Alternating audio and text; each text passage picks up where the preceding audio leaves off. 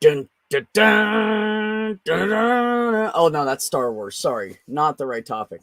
So yeah, of course, we're here tonight to talk about toxic masculinity and being trans guys and some of the shit we see and some of the shit we deal with, and trying to. I mean, the topic came up because Ben and I were talking about, trying to fit in society and as the gender that you are, and how to do that without becoming a fucking dick. So that's what we were going to talk about. Mm-hmm. So how you doing, Ben? Doing all right. I'm just kind of exhausted from, school and stuff, and just I'm almost on break, so that's like my energy is just, right before you're about to go on break. It's that like I'm ready for break, Yeah, and that's all yeah, you can think about. That's where I'm at right now. How are you cool. doing, bud?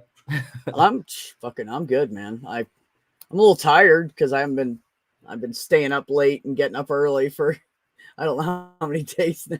I guess since Friday morning. I've been doing that, not sleeping very much. So I can tell you one thing tonight. I'm gonna sleep like 10 fucking hours. I'm just gonna crash and whew, I can't wait. So yeah. So what's been on Yeah. your mind this week? So I had a thought for to start off our conversation about uh being trans and being masculine, and I literally just thought of this topic, but the B&B show, heck yeah. The B&B show, yeah. Um, but I thought it might be fun to talk about experiences or things that we could do identifying as female that we can't do identifying as male, or vice versa. Like a big example is when you're talking to a group of women or you're talking to a woman, you can't talk to them like when you're a female, you can say things like you're very beautiful, or like I like your hair, I I like your love your like dress. Yeah. yeah, like Your you makeup can is on compliment point their today. appearance when you're a woman. You can't do Right. that as much when you're a guy because it sounds creepy and it sounds misogynistic, or it sounds like it just sounds Oh weird. yeah. It's not the Yeah, same like you're message. say yeah, like you're being a perv. Yeah. Yeah, so are Absolutely. there any things that you've had to change about how you act around a certain gender based on how you present now? Actually, yes, at work, this came up and I caught it myself and I talked to all of them separately and said, look, I identified as female when I got here and we all like had our back and forth based on that. So if there's anything I say to you guys, like if I say, hey, lady, does that sound condescending to you? And they're like, no. And I'm like, okay, because they know me. But so I like went over a couple of words and I said, would it bother you if I still say these? Because like I walk in the morning, I see Michelle, I always go, morning, sunshine. That's just what I always say to Michelle. And she's like, oh, no, I'm fine. I don't take it offensive. So I talked to each one of them and just told, asked them if there was anything. And I said, please, if I do anything that makes you feel uncomfortable, please tell me. Because, we always like gave each other hugs and everything. And I don't want to, I don't want to push any kind of lines or make anybody feel uncomfortable. So that's something that happened recently. I caught myself I guess it's been about a month and a half now, because it was about 3 weeks after I came out and started T, and I was like, I have to watch myself with that now. It really made me think about what I say to women, now, because I'm not. You're right. I can't be classified in that we are just females saying, "Hey, lady." Yeah, it's not like that. So, like, I do have to watch that. So it's a good topic. Has that Yeah. happened to you recently? Well, Like, just if you, thinking about little things, definitely, yeah, talking to women, being careful about not complimenting their appearance, but complimenting them on things they can control, like a certain skill that they have or something that they did well, to not seem like I'm just some asshole dude just wanting to get in their right, pants. right, But then also something I'm sure you probably experienced this too, but when you're walking outside, especially in the evening or at nighttime, I'm very careful about if I'm walking behind a woman or behind a group of women, or I'm walking anywhere near them, that I try to keep some space, and that right. I don't get too close. I don't seem to be Yeah, because you don't going want to to make them feel uncomfortable, right? Yeah, like I get it. And I it's just understand. considerate anyways, you know? Yeah, like I understand why you might feel uncomfortable around me. And so being able to go a little bit out of my way to make sure that they don't feel like I'm right behind them is Right. probably a better idea. Yeah. But I mean, honestly, most of the time when I go out into town, I'm with somebody. So, you know, I'm either with my brother or Heather or Dr. Deb, or, you know, I'm usually with someone when I go out to do something. So, I haven't experienced that yet because it's been too soon for me, but no, that's a good point. That's a good point. Although, you know, I mean, I've always been the person that like held doors for people, you know, so that's not well, but that's anything. different And because then I I feel like think with this day and age, is somebody younger going to be offended by that? Because they do get offended by it. well, the thing is, They're I like, hold the I can door open open my for own door. everybody. I hold I it do. Me open for too. Guys, anybody. girls, I Yeah. don't care. But I will hold it faster for an elderly person than anybody else. That's Well, why yeah. it I has mean, nothing to do with it's gender. just being If you're considerate. old or disabled, I'll fucking stand there and wait 5 minutes for you to walk through that door. I'll hold it for you. Yeah. You know? Or if you have something in your hands, like if you're carrying a box, like I will open the door for you and I'll make sure that you get through. It's just courtesy, it's respect and helping somebody out. I can agree with that, Mac. Thank you. And thank you. Yeah, it's true. Yeah, but you know, I guess I hadn't thought about that. I hadn't thought about like walking too close to women or anything, or, you know, getting too close to them and kind of like in that MySpace thing, you know. I guess I hadn't really thought about that. I mean, I kind of go Yeah. around people anyways, and I try to always be polite and step back and let someone buy at the store or whatever. So I don't think it would be something that, you know, I would probably do very often, but it's good to know because I might do it. I might do it, and I don't want anybody to be uncomfortable. So Yeah, and something I guess too going along that with things that I've had to at least not be as vocal about, because even though like I was assigned female at birth and I have experienced misogyny, and I mean I still experience misogyny to an extent because people still consider me to be a woman even though I'm not. But in a lot of right, cases I'm misgendered less and less. Like I'm put into that box less and less, and more people now see me as a white man. And hearing conversations of especially women talking about like feminism and like the changes that they want to see and like their experience, like even though I've had some of those experiences, it's read differently if I were to start talking about misogyny in public versus somebody who does identify as a woman or someone who presents feminine. It reads differently when I start to say things, even if it might be from my own perspective. So right, maybe like staying quiet on some of those issues, of course, like advocating when it's my place to, but being careful not to drown out a woman's voice when talking about feminism, because I no longer right. fit into that box. I no longer am a spokesperson on those issues. I need to let those people take that. Have you had any Right. experiences like that or any thoughts about that? Well, first of all, I think that's absolutely what we should do. You know, like when it comes to female body rights, you know, we can support them better because we can come from a place of, yeah, I used to know all about this. You know, I lived this, to the point of where we are now, so we can be good advocates for them. But yeah, in general, we just need to stand back and support them, just like they would do for us with trans rights. You know, for you know, cis women. So yeah, no, I agree with that. That's a very valid point. And you know, really the key here, folks, is to normalize anything.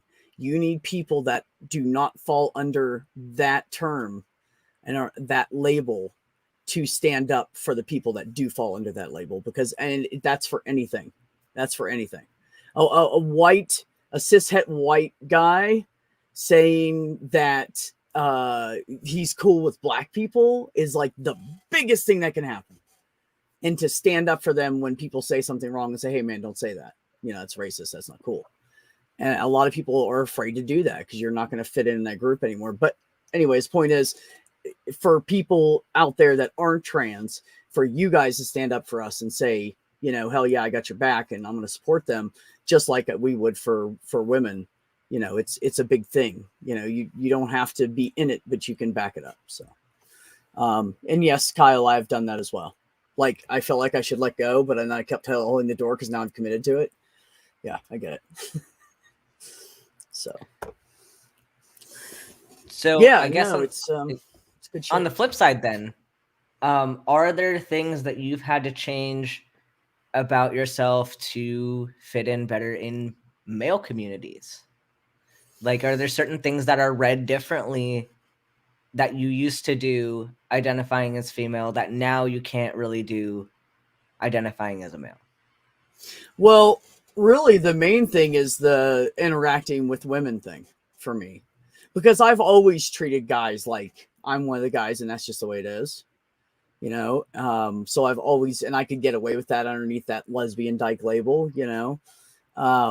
So I've always been like that. But how I treat women, I mean, I always treat them with respect, anyways, because I was a masculine person who would date a feminine woman, and I kind of like, you know, got dirty looks if I said shit. So I think I was kind of pre-trained for the trans thing, you know, to a point. But yeah, I don't, I used to uncomfortably interact with women, you know, and I would hang out with them and I always felt like the oddball. But the interesting thing now is that now if I'm hanging out with, like, let's say it's me and Deb and Heather and Michelle, right? And I'm the only dude there, I don't feel uncomfortable anymore because I'm being myself and they are accepting of it. So it's not uncomfortable. And I didn't even think about it till you asked that. It's not uncomfortable anymore for me to hang out with women, you know, so that's changed. Also, I get more respect from everybody. Like, the way they talk to Michelle when she's at the front desk versus me is two different fucking worlds. Like, they correct her on everything. She says, "Can I see your insurance card?" And they're like, "Cards." And they'll hand it to her. I say it, they don't say a fucking thing. "Sure, here." Mm-hmm. And I notice that shit. Like, it's, and if somebody gets shitty, I get on the phone with them. "Can I help you?" And they're like, "Oh, okay."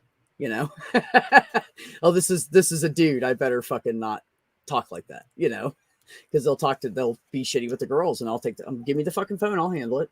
It's a guy. Yeah, give it to me. I'll take care of it. And when I get on there, they back down. And that was not like that before until my voice dropped. Yeah, I think something for me, because you probably don't come from this, because you're a straight man. You're trans, but you're a straight man. Yeah, absolutely. So, like, I'm bi. I do have, like, I do identify a lot with the queer community, and I'm learning a lot now about how gay men are perceived in society, and it's kind of scary. I'm not gonna lie, but learning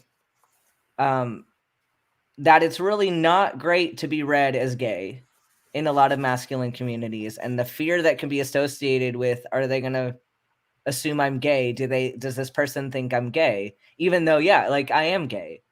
Like, and I have no problem being gay. I love, like, my community, and most of the men that I hang out with are either allies or they're queer themselves. But having to change some mannerisms and knowing that, okay, is this a safe thing to do in this male space? If I'm read as gay here, even on top of being read as trans, but being read as gay, could that be a safety issue? Do I need to be careful about certain things? Yeah. And I shouldn't have to feel that way. No one should have to feel that way. No. But really understanding, like, having to now, as when I presented feminine, of course, there was no expectation to live up to the standards that men have for each other. But now there is that standard. We're being read as part of that group. So we're now expected to fit these standards. And one of these standards is to have a sex conquest and not be gay. Right. I mean, you know, as far as like how I handle myself every day, I don't think I've changed anything, except that I stand with my shoulders further back because I feel more proud of who I am. I've noticed that. And I'm not afraid to, like, sit with my legs out where it's the way it's fucking comfortable for the whole world. because now I don't have to worry about it, you know? So those are the two things I can think of that really, like, I'm just, you know, I'm so me, I'm just comfortable all the time now. Yeah, I wonder if there's a difference too, because your work environment is primarily female. And I didn't notice any of these like weird societal differences until my surgery rotation, which was all toxically masculine. Oh, yeah. So it was like God. that work environment was very different from what I was used to. And like that was, I guess, one of my first big exposures to the expectations of being a man, these toxic expectations of what it means to be a man in society. And I think like there's a lot that needs to change there. And it's something that I never really understood before being raised to be a woman. But Yeah. there's a whole world there that we don't see from this Yeah. side, and now like being exposed to it, I can empathize and I can see that we do need to fix some things in the masculine community.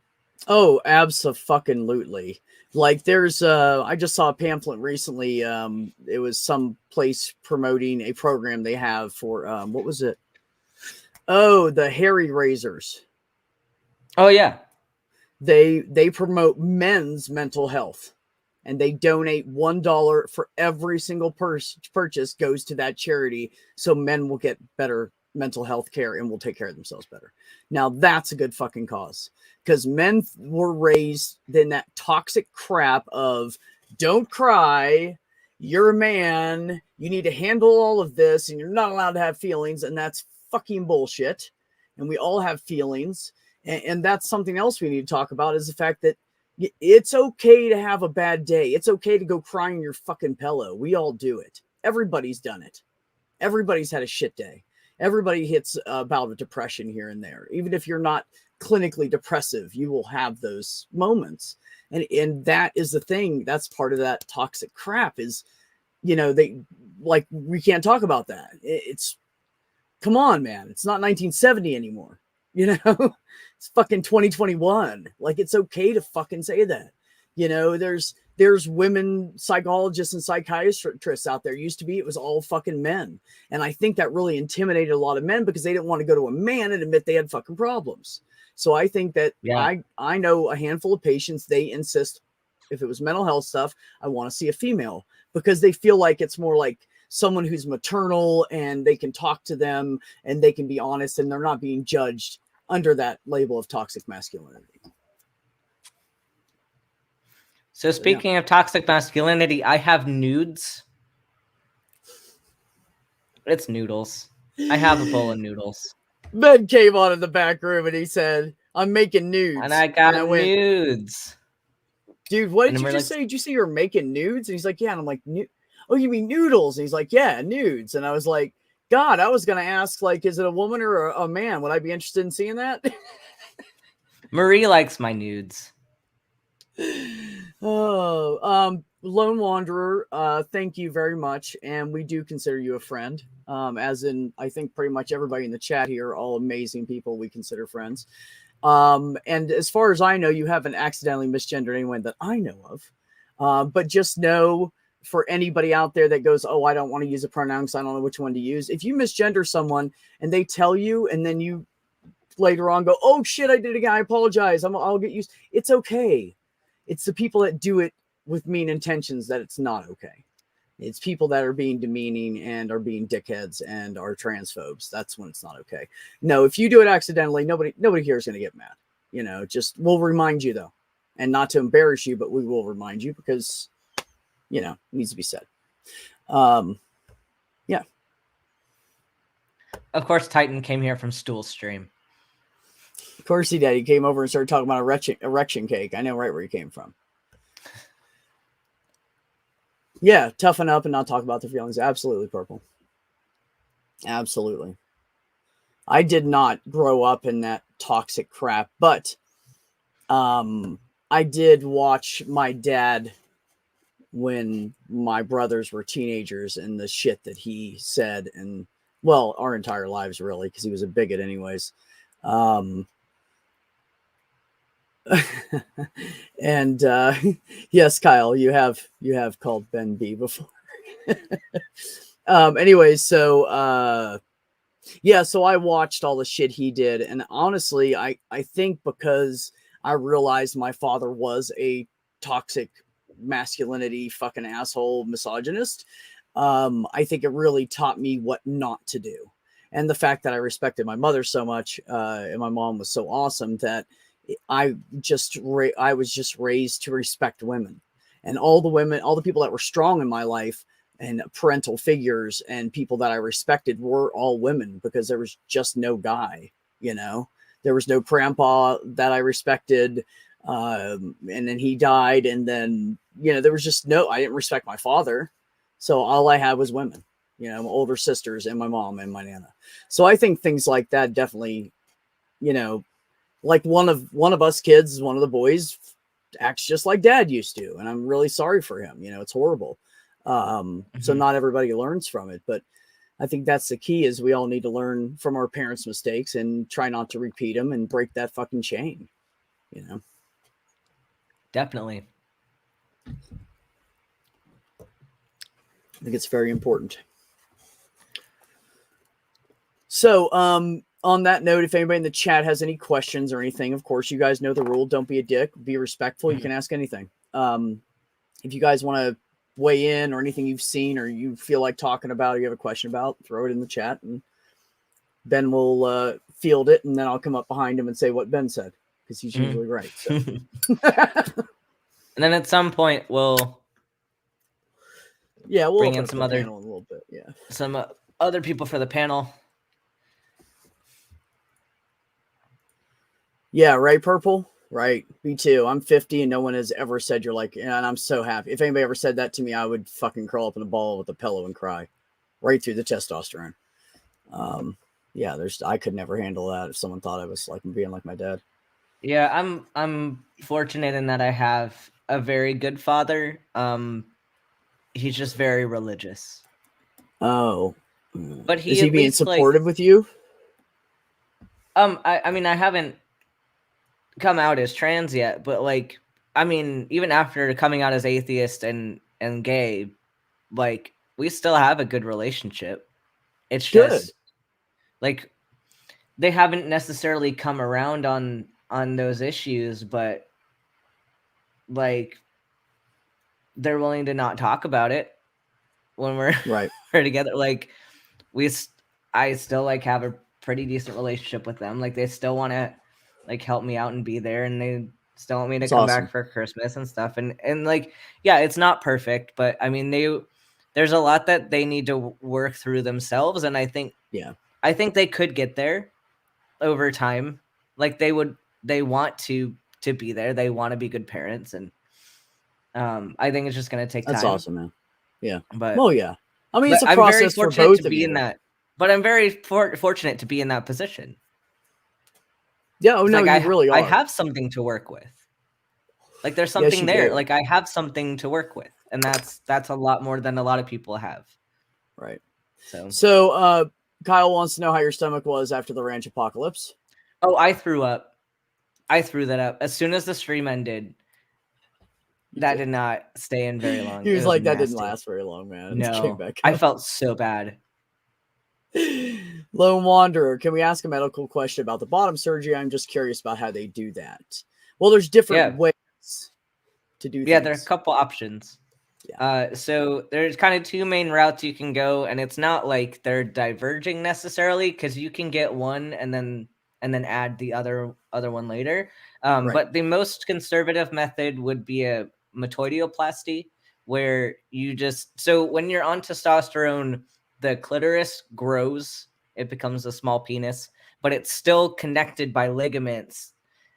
So they essentially like cut the ligaments and let it like go free, and they reposition it a little bit. But that one, you're not adding anything on, you're just releasing what you already have. Yes. And then you can get the other one is a phalloplasty, where they do add onto it. So they do the metoidioplasty, but then they take skin from, usually it's your forearm now, because it gives the best results for nerve grafting. You can get it from other places if you don't care as much about the nerve grafting. but you take a huge square of skin off, and they graft it. Yeah, into they basically cut right across here, and yeah then all the way down to here, and then your skin looks like a you guys know when they do the pavement and they chop up the road and it's really bumpy and it has the little yeah star-shaped bumps all through it. That's what it looks like, but it's like brown and not quite flesh colored. And then you have to deal with that for the rest of your life. But if I do that, I'll just get a fucking tattoo over it. I'm getting a tat over it. Totally tatting over it. I think I'll probably, if I'm trying to think of ideas too for my top surgery, because I'm thinking about doing the double incision, just because with my size I'd probably get better results that way. But I would totally trying to think about tats. I could get over those, because I'm sure like we could cover those up with tats. Ollie, I'm never gonna quit. No, I don't know, buddy. One of these days I'll quit smoking. I don't know. I don't have an answer for that.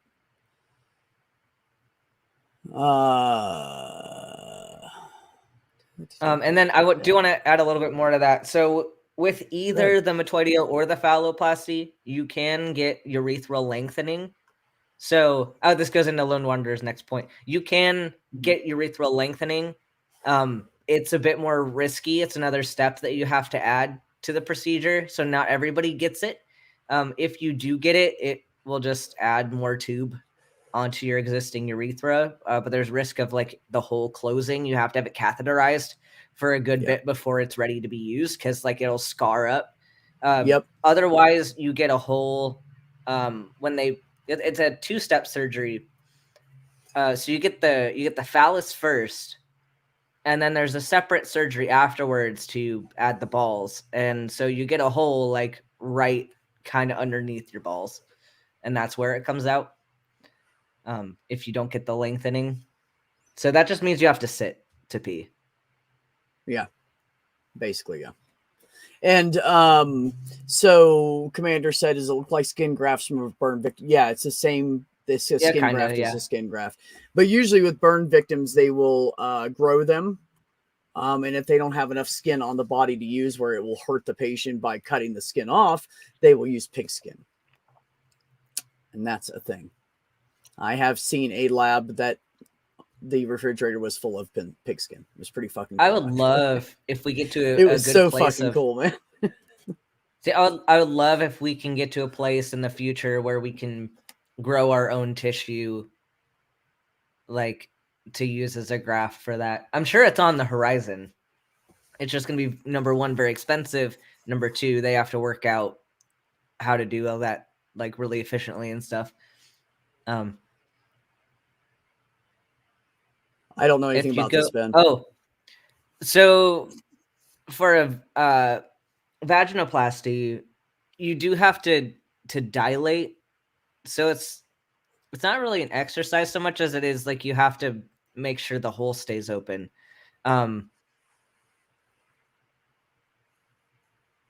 It's not that simple. It's not like it's going to instantly close up if you miss a day of dilating. It's not like that, but it's recommended for a lot of people to dilate after surgery. But there's more nuance than like yes you do or no you don't. Yeah. Essentially. Calling BS on what, Kevin? Yeah, calling BS on what? Because I don't know. We just said a lot of shit when I found that the comment. Please clarify, sir. Please clarify. Yeah, no, they've actually, I was pretty much going to not do, which Ben knows this because we've talked about it. I was like, no, I'm not going to do bottom surgery unless it's fucking worth it, you know? But I tell you, the more I think about it, even if I don't have any sensation, I don't even think I care. That's like the biggest part of my dysphoria. So. Yeah, that's and you can be, and you can be trans and not get surgery. Because surgery is risky no matter what. Yeah, because it's surgery. And yeah, and bottom surgery is risky. There's a lot of shit they have to deal with. So yeah. Oh yeah, so it's understandable that certain people don't want to get surgery, or some people can't afford surgery, or like even if you get like even if you get bottom surgery, like for a phalloplasty, it's not going to be the same as if you had a biological penis. Like you can get the multiple procedures to get the urethral lengthening. You can get the silicone testicular implants. You can get the penis pump put in. But at the end of the day, it's not going to be the same functionally as a biological penis. And that's really difficult because, I mean, I would kill for a bio penis. Oh like, my I know God, most of us dude. would. I would go stick somebody in ice water and fucking knock them out and take a kidney out for a goddamn real penis. I could feel totally with. But here's another part of it for me though. I don't have feeling on one side down there. So, because my brother kicked me and he destroyed one of my nerves, the main nerve that comes down and feeds that. So he kicked me just right with a pair of steel-toed work boots. And so to me, I already only have half sensation. So if I had where I could feel pressure and stuff and get any kind of sensation all the way around, that would be an improvement for me. Because it's a struggle every day. Every time I have sex, it's a struggle. So I'm sure it can't get much worse than unless there's absolutely nothing at all. No pressure, no feeling, no nothing. Okay, that would be shitty. But if there's anything there, it would be an improvement for me, I think. So. Yeah, I think I'm waiting on the bottom surgery until things progress more and because they're doing a lot of work, and there's somebody on Twitter that I follow. His name is Blair Peters. He is a gay man with bright pink hair, and he is a plastic surgeon that specializes in gender confirming surgery. Specifically, he does a lot of phalloplasties, and nice. He's been speaking at a lot of events, talking about ideal conditions for nerve grafting in phalloplasty, and like he's making a lot of strides in this procedure. It's awesome. And so I think good results are coming down the pipeline, and I think in that case, I'm very happy to wait a little bit to have the procedure evolve to where it needs to have be. The best one. Fuck yeah. Yeah, especially with the I'd wait research another right year now or something. in developing it. Like I mean, because we're talking, it might not be accessible to me for a while. I think the Army will pay for it when I'm active, though. Really? That'd be great. Yeah, because it counts as counterbalance some of those fucking what's left. Yeah, because it's a necessary procedure. It's viewed as a necessary procedure now. Good. Fucking should be. So I'm gonna see if they'll pay for it. You just have to like jump through all the hoops of like you have to get a certain number of letters from psychiatrists and stuff, and you got to do the stupid hoops. But like, I will happily go through the hoops if that means they're paying for it. Like, I'll suck it up I wouldn't blame you a bit. Absolutely. But I'm still gonna wait a little bit to see where the surgery goes and how much they improve it. Well, my open enrollment for my insurance is in March, I believe. I'm getting top surgery soon. Kind of foggy. It doesn't really say. But anyways, so I'm gonna go ahead and switch to the best fucking plan they have, so my deductible's really low before I get that surgery done. Yeah, I'm gonna get top surgery in June probably, and then nice. But I'm gonna wait on bottom surgery though, because that's and that'll like that recovery time too is yikes. So, yeah, I know. For bottom surgery, it's yikes. Yeah. I was originally supposed to get in the last week of April to the first week of May, but the doctor where I was telling you, where she has privileges at for her surgeries, they keep bumping her back because there's other stuff that, there's other things they're doing, and she is towards the bottom of the list because she does breast surgeries, of course.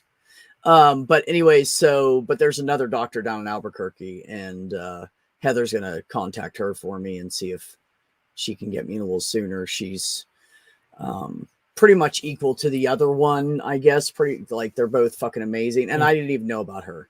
So Heather was like, I'll just call Dr. Seidman. She, I'll see if we can get you in sooner. We'll just have to drive to Albuquerque. You'll be all right. I'm like, okay. And she's like, I'll drive you. Don't worry about it. I'm like, okay, cool. Fucking A. Yeah. I found I have hope there. I found a surgeon here who takes my insurance, and like on my current plan, I have a really nice deductible. Oh, good. So I mean, probably a result of me paying a fuck ton for school, and it's my school's plan. But this surgeon takes my insurance, and I called to see what their wait list was like, and they said to call back around like April or so to book for June. Okay. So these people aren't like booked like a year out.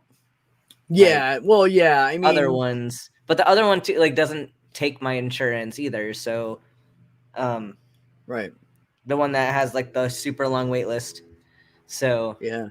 I mean, I could get in with Dr. Voltura by like July, but I really want to do it by my birthday. I want to be healed enough to be able to function for my birthday, you know, and so that's the middle of June. So they I was don't do really breast hoping to get in.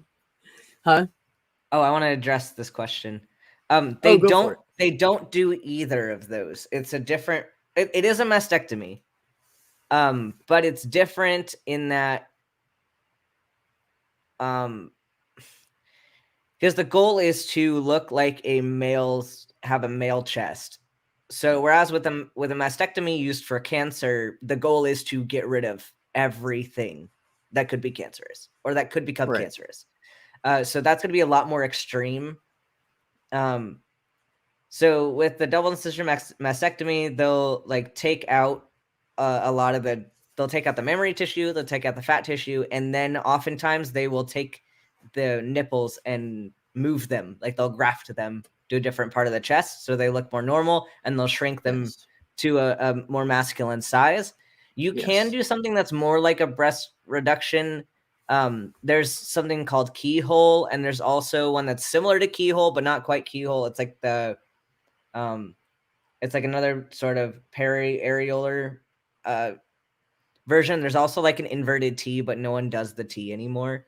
It's mostly like keyhole and double incision.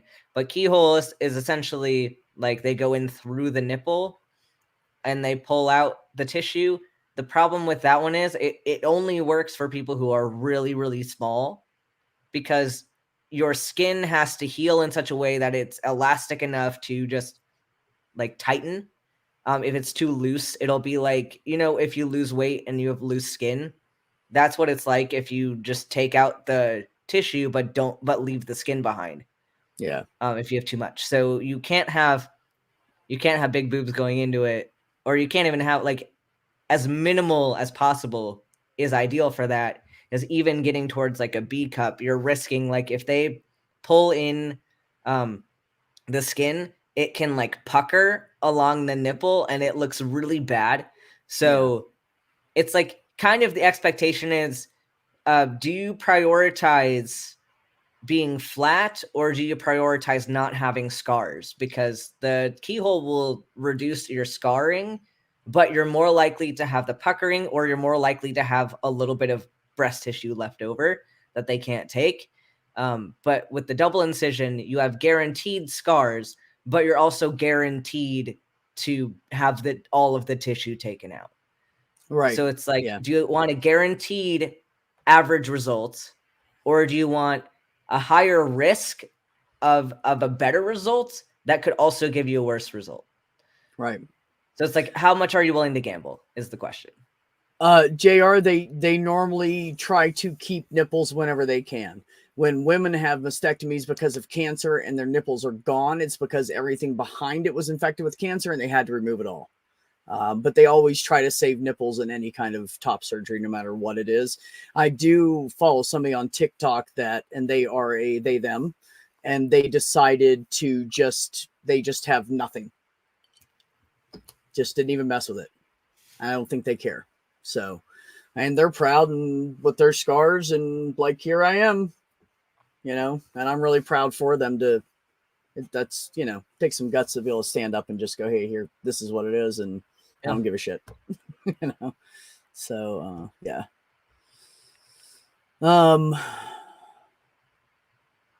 Yeah, it happens a lot. It happens a Oh yeah. lot, Titan. There are a lot of nipple grafts that go very wrong. I've seen some where the nipples are way too low and way too far out. They're like down here, and it's really fucking weird. Like, I'm like, how did that surgeon do that to that poor guy, you know? And then I've seen some that they're, you know, the nipples are really misshapen. Like, yes, it does happen. It Oh does yeah, no, I happen. am asking for all of the pictures and I'm reading all of the reviews of the surgeon. Like, you got to get all the information before you pick somebody to alter your body. Yeah, exactly. And, you know, I mean, even though Heather doesn't understand what it's like to be a trans person, she understands me and how I feel and what I go through. So I know when she recommends somebody, like, she's not playing around. Like, she's gonna recommend the best fucking person that she can find in the area, you know. She does that for her patients anyways, never mind me. She's not gonna let anybody touch me if she doesn't trust or, you know, whatever. So I suggested going somewhere and she was like, no, you are not going to them. Nope. I know their results. They're not good. They're not as high as they should be. Nope. And I was like, okay. All Yeah. right. So no, you're right. You absolutely, anytime you're getting any kind of a surgery done, you should research your surgeon. Abso-fucking-lutely. You can look up reviews. You can find all kinds of things online these days about providers and surgeons and OBs, whatever. Absolutely. You should always do your research. If somebody's got a horrible fucking review, like a bunch of years of horror, don't go to them. You know, if somebody says, oh, they have a bad bedside manner, who the fuck cares? You don't need a surgeon with a good bedside manner. You need a good surgeon. You know, so fuck the bedside manner for somebody that's a surgeon. You're not gonna be talking to them. You're not even gonna know who the fuck they are. You'd be lucky to see their face before they knock your ass out. It doesn't matter who the surgeon, whether he's a nice guy or not, or she's a nice person. What matters is their skills. So yeah, absolutely, you should always do research. Always look it up. You know, ask people in the area that you know that work in the medical field and say, hey, what have you heard about this person? Because medical people will talk some shit about each other if somebody's fucked up. Let me tell you. Oh yeah. Everybody, it's like the fucking telephone game, man. One person finds out somebody fucked up, and everybody fucking knows knows that person that's in the medical field. So you will definitely, that's a really good way to go. So yeah, that's my thought on that. I know I segued a little bit, but now it's oh yeah, for bottom surgery, I'm gonna go to the guy I mentioned, who's like the gay man who does is at all the conferences and stuff, because he is like one of the leading surgeons and he's also a great person. So the question is, he's probably very expensive. Yeah. Yeah, no, Larry, you got lucky with that. 4 different surgeries simultaneously. Boy, that's the best way to go under the knife, man, is to just get everything done that you can at once. Yeah, Mac, it's called a keyhole surgery because the incision looks like an old skeleton keyhole. So they go around the nipple and then they go down and they pull that out and then they open up as much as they can and they remove whatever they can. I am on the borderline of getting that surgery or not. I'm not sure. I'm gonna have to find out with a consultation, because I'm a medium to large B, so I'm kind of pushing it. You know, I have lost some chest weight since taking testosterone and working out and stuff. So I feel like they're smaller at least. So that's good. Yeah. But yeah, that's how they do it. There's a nipple graft that got messed up on our friend. Oh yeah, we talked about that one. I went too far back. Sorry, guys. I don't apologize for eating nudes on stream. No, eat it, man.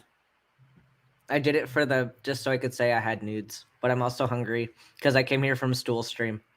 Thank you, Sir Little Wolf, for recognizing that. And that's why Ben and I do this, because he said to me, you know, we're the only 2 trans guys in this community, right? And I was like, nah. Oh my God, we are. They're all MTF. They're all females. But now we have Larry. Yeah, we do have Larry now, and I'm going to get some couple other people, and it's just a matter of getting the timing right and what's going on with their lives and what days they can come by. But I have some guys I've reached out to on TikTok, and 2 of them did say they would like to come in, and they're both like silly but brilliant. you know, people, good people. So I think that's going to be fun. I can't wait to, you know, maybe maybe we'll try to get one on at a time, and then we can have like a whole panel discussion or something. Yeah. Do we want to bring some people in to chat? Because we would have to learn all about that person and what they've been through, and so we can all get to know them. So maybe we should do a one at a time thing. Larry, I had a little bit of tissue loss on my nipple graft, but ultimately I'm happy with the placement and look with them. Good deal. Good deal, man. That's great. Yeah, they're definitely coming a long way. And like Ben said, they're constantly advancing and they're constantly learning new stuff. So, you know, if I would have tried to transition back when I wanted to, which was like 35 fucking years ago, 34 actually, yeah, it would not have been a good thing. I know a lot of people have problems. I know have a handful of patients who have to go back in and get surgery redone, and they're all trans females, and they have to go back in and get surgery redone because they got messed up during the surgery because it was done too long ago and by an unskilled and they person. Just didn't know how to do it. Somebody didn't mind know what they were doing. That's right. Can we answer?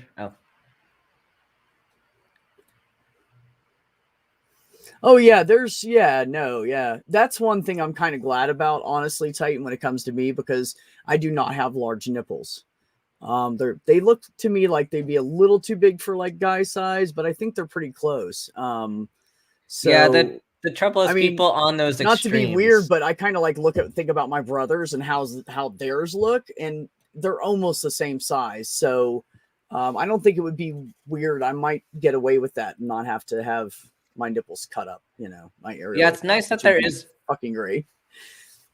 It's nice that there is variability. Like the biggest worry for people on the extremes who like can't pass with what they have. I know. That's where it's a big issue. Yeah, my poor son, man, because he was like a double fucking G or something. Fucking nipples like this. But he actually did it kind of smart because he went in and got a reduction surgery already because of his back. So when he goes in to get the, which I think he's doing it this spring, is what he told me. So when he goes in to get his final top surgery, it's going to be easier because they already removed so much stuff and the skin is already healed, you know, smaller size. So do you think that would help him? Because it sounds like to me it would. Probably, yeah. Okay. Can we answer this question? Absolutely. Answer any question you want. So detransition, I have very mixed thoughts on this because if somebody transitioned and it was their own organic decision to detransition, then I'm all for that. Like the goal of your life should be to live your best life, be the best you that you can be. And if you tried something and you learned something about yourself that, hey, this isn't for me, then I mean, that's fine.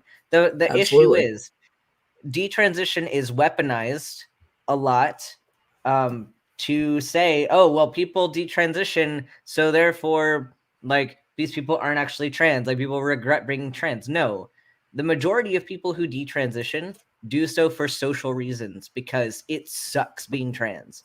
Like, the world does not want us to exist, and they will make family it very pressures, difficult. Religious pressures, like the suicide rate is pressures incredibly high. So you get an incredible amount of people who say it is more worth it to hide myself and to detransition and to pretend to be somebody else than to like have to face all those social pressures in their lives. And I hate that we have to do that. Like that's, I think, probably the biggest factor in why people detransition. But this detransition is a weaponized term, and it can be a dog whistle a lot to TERFs on the internet who want to come tell you that you're not really trans. You're just a sad lesbian or some other thing they want to put in there that denies your identity. Yeah, I mean, that's, you know, and what you guys were saying, I can't remember who said it now, but somebody said it earlier. It's you know, if they have the right support community, they will retransition. And the two people I know about in the area I live in that detransitioned, retransitioned, and they're extremely happy now. And it was coincidentally that detransition, and then before they retransitioned was a period when they were having problems with their spouse because of their transition.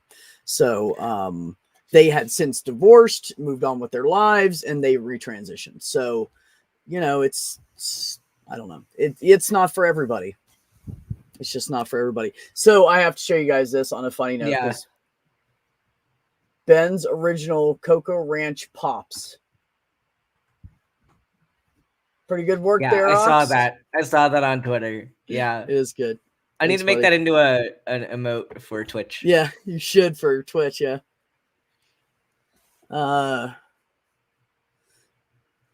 Yeah, I know there's stuff with the BBC. Yes, Mac. I don't know enough about the thing with the BBC to really comment on that, but I know it was garbage. Arden of Eden had said on Modern Day Debate that she had transitioned, detransitioned, retransitioned. Yeah, I think it's okay for you to say that. Oh yeah, she says that publicly.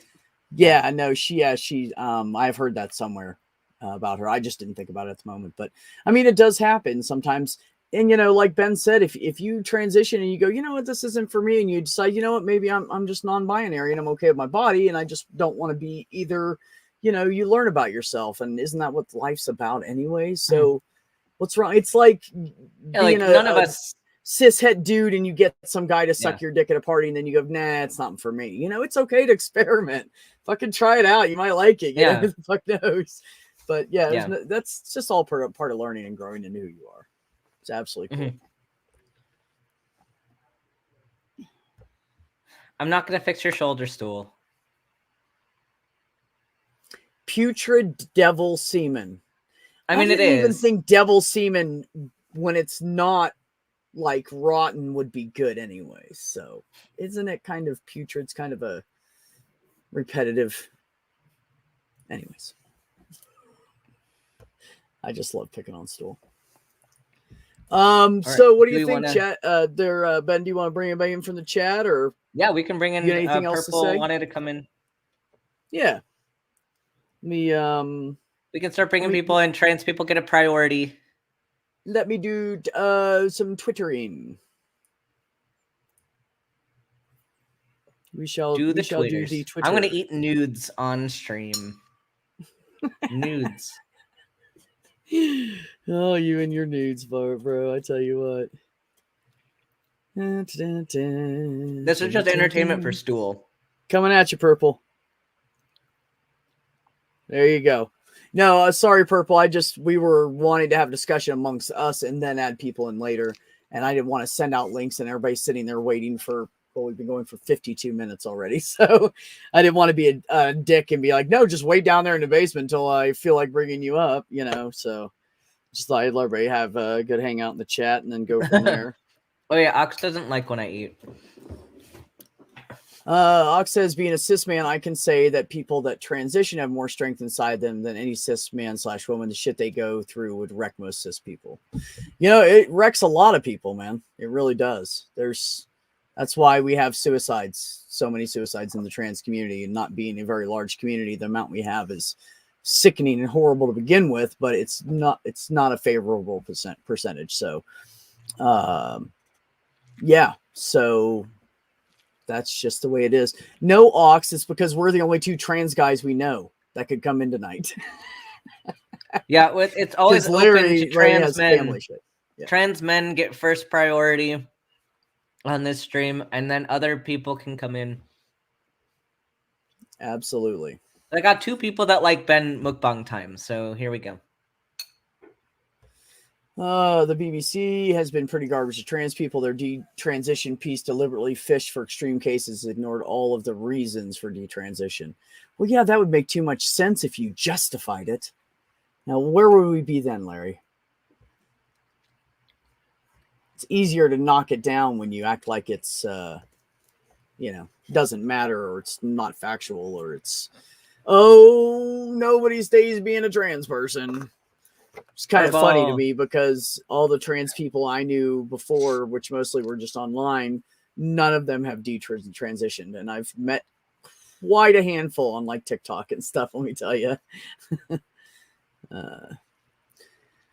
Bolt says, I've also heard a transgender person say I'm not brave doing what I have to do to not feel so bad about myself that I attempt suicide. It isn't being brave, it's self-preservation. But actually it is being brave. So they're wrong. And you should tell them they're wrong, Bolt. It is not, it is brave. It is hard to fight depression itself and suicide and stuff. Never mind. Some people live in really shitty fucking areas where it's not okay to be an out person, no matter where you fall underneath the LGBTQIA++ umbrella. So, that is definitely an issue. These and that's why we need to normalize it so people can quit fucking killing themselves because somebody's a fucking dickhead and they think they're going to get killed anyways. And honestly, there are people out there that are threatened so badly that they're like, well, if they're going to kill me, I'm just going to off myself because it's got to be better than what they're going to do to me. Because it's a sexual crime. They're against them sexually. They're going to hurt them like that. It's going to happen. And so, to stand firm and stand up through the suicide and go after being yourself is actually very brave. Hi, Purple. Hi. How are you? And yeah, no matter how badly you want to do it, transitioning is scary. It really is. Just so many things involved in it that you don't think about until you're actually into the process. Yeah. Well, luckily for me, I've had years to think about stuff, and I've met a lot of trans people over the last couple of years. So, nothing that was ever said in any trans conversation in this community that I saw went past me. Let's put it that way. I was paying attention, So I had decades to think about it, but knew very few trans people during that time. So you really didn't know anyone who talked about it openly. Yeah. No, yeah, that's the thing. Back where I grew up, there was no trans people. There was barely any black people. There was just a bunch of white fucking hillbillies.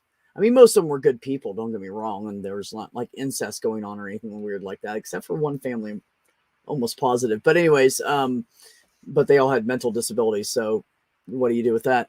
But growing up like that, I didn't meet trans people, and then I went to Orlando, Florida, and my friend took me to a fucking gay club that was basically open to anybody that falls under the umbrella. And then I just kind of went, ding, oh my God. That's a guy that used to be a woman. That person's transsexual, So it was an eye-opening experience for me. And I didn't even know what to call it back then. I just knew that I was supposed to be a guy. I didn't know what the fuck it was called. I had no clue until I got to Orlando, Florida, and people started talking around me, and I started going, what the fuck? Oh, really? They called it what? Who? So I got most of my education was at fucking parties, people talking. So. Oh my God. Did you look at the chat? What Purple put? Wuhan! I love gay clubs and bars. No, but look at what Purple put in the chat. The old Outcast archive. Hooray for umbrellas. And then we have this bearded monster down here. Still jealous of your beard, but it's okay. Hey, Jonathan. It's okay. If you want to get some Photoshop, you can borrow it someday. No. It's okay. I'm going to grow my own. I'm getting there. It's just very light. Yeah, if you can't grow your own, store-bought is fine. They're coming up with our bromance name. I know. I see him over here. Bromance in it. Whatever. I was going icon because Ox doesn't like the mukbang, so I'm eating my nudes. You said, no offense, I don't even eat around my wife. I gave enough of a mukbang for Stool and Marie, but otherwise, they don't need to see it. So you can still hear me, but... It's okay, cool. I'm not very fond of noodles. It's actually one of our biggest points of contention since Sloth Girl's Italian, so obviously that's what she cooks a lot. Touche, Ox. How would you know if you didn't care if you knew? and they're just people to you, however they present. I love that. What does it mean to you to be a guy or a girl? Are you asking what does it mean to us to be our true selves, or what it mean? I What think does it so. mean to us to be our past selves? I'm not sure what you mean by that. So if you could clarify, Mage. I think they're asking like the common question, just like as your gender, like what does it mean to you to be a man or a woman, in the sense that like we knew that we were men and not women. Like how could I know that I'm a man and not a woman if it's not based on anatomy or not based on something like that? Oh, okay, yeah. I mean, you can field that first if you want. I don't care. I mean, it's a hard question to like really put into words, because like a lot of what we know to be gender is societal. Like how society treats men, how society treats women. And we know that like you don't have to meet certain stereotypes to be whatever gender. Like you can be a woman and not shave your legs, and you can be a woman and not like anything feminine. You can be a man and like present feminine. Like the stereotypes and the expectations are not what make you a gender. There's some debate on this from all different people in the community.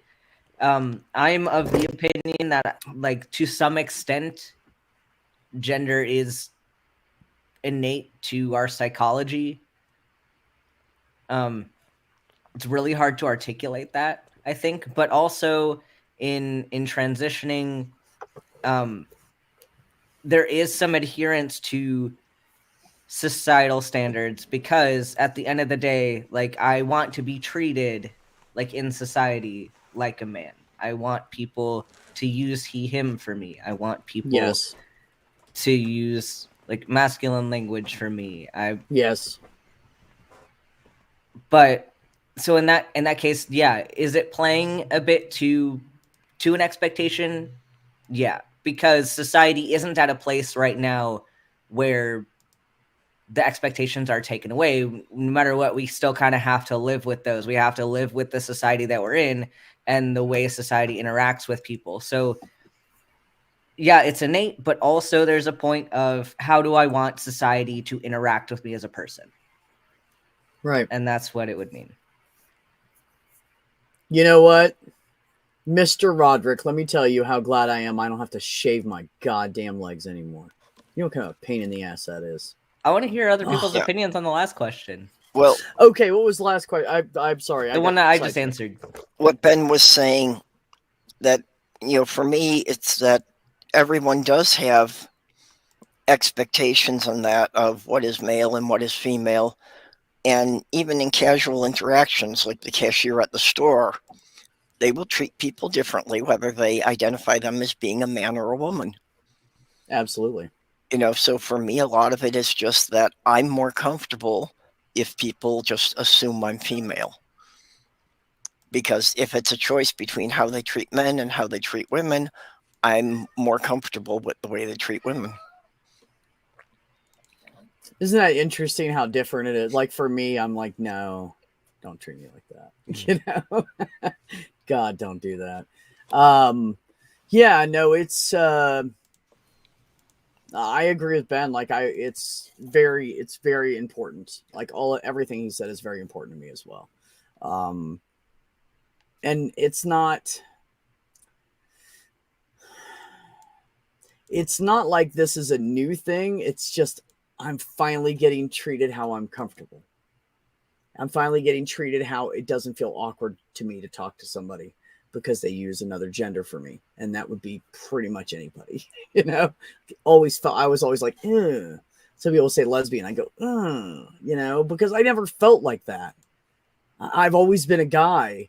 So to me, it was just a guy making love to a woman. So I always hated that fucking label, you know, because I didn't feel like a lesbian. I didn't feel like a woman ever, you know. So it was always weird for me to kind of straddle that line, and how to deal with that. But No, it's and it's not, I mean, it is a matter of like respect. You want to respect other people or whatever, but it's not even, it has nothing to do with respect for me.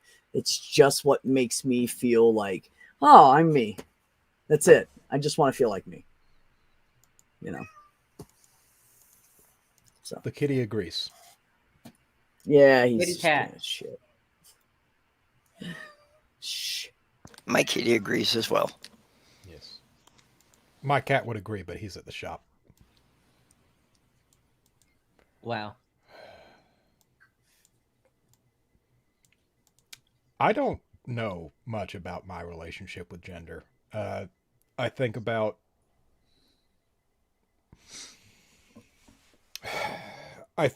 it, and the more I think about it, the more I don't like it, and the more I don't like it being defined as me. And I found I'm absolutely fucking ecstatic when people use they them pronouns for me. But I'm also dealing with chronic fatigue issues, and I don't have the fucking energy to fight with people about it.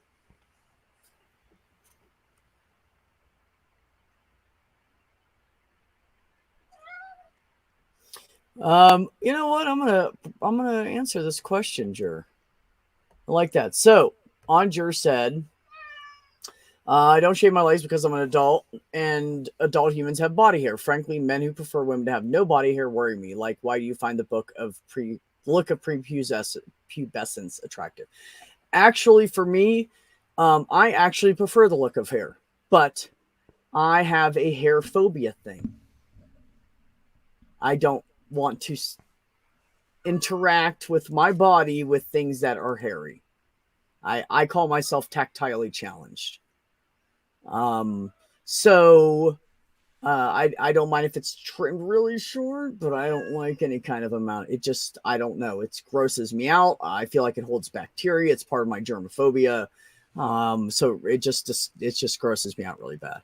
If there's hair somewhere on a woman that's not on her head, it's going to gross me out. I mean, I don't know how I feel about leg hair though.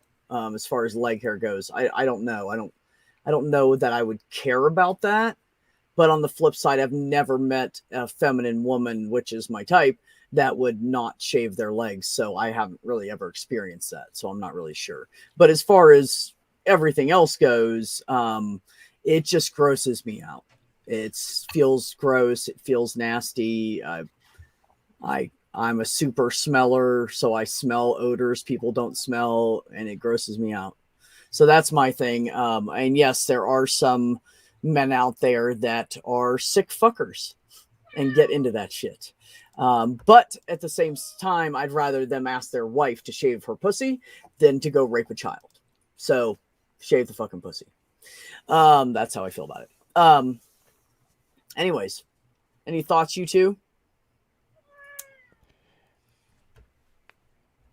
Body hair was never a big deal to me.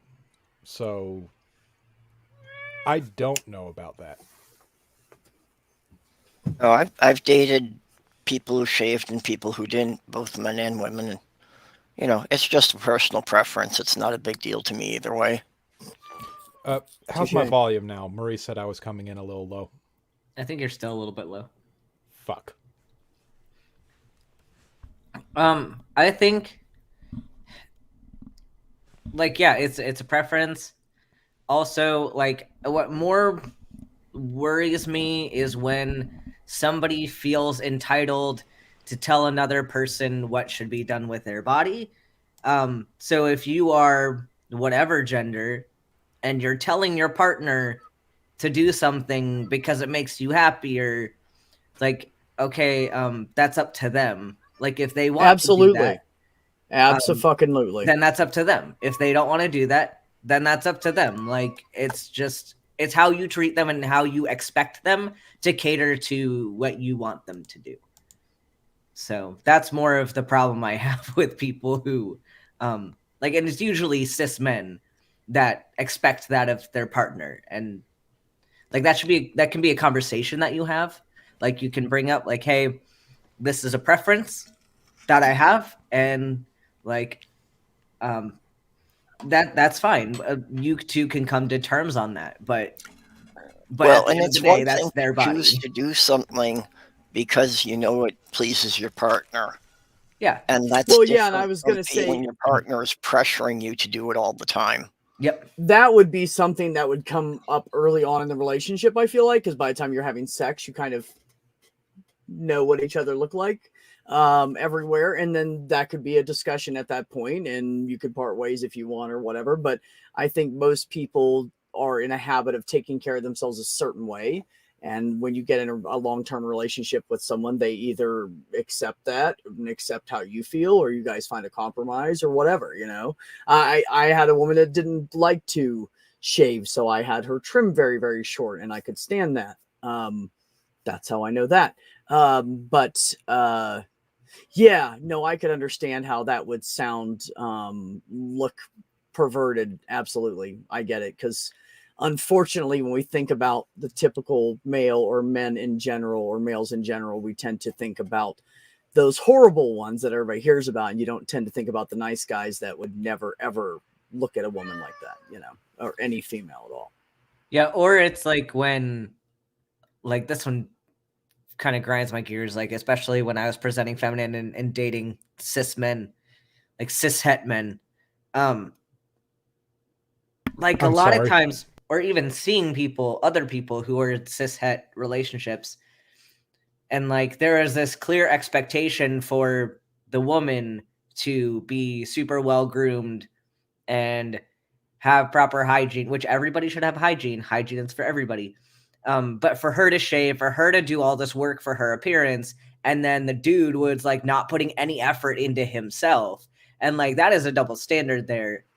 Like if you're gonna be picky about what your partner's doing, like at least have the decency to, trim your beard or like do something with yourself to Right. make yourself a good partner Yeah. as well. Yeah, absolutely. Do you know and how on often- Jerd, then you find someone that doesn't care. There you go. Yeah. Perfect match. Someone who doesn't see you as unfeminine or doesn't think it's gross or anything. Do you know That's how all. often You just have to find that. You find that person, you're good.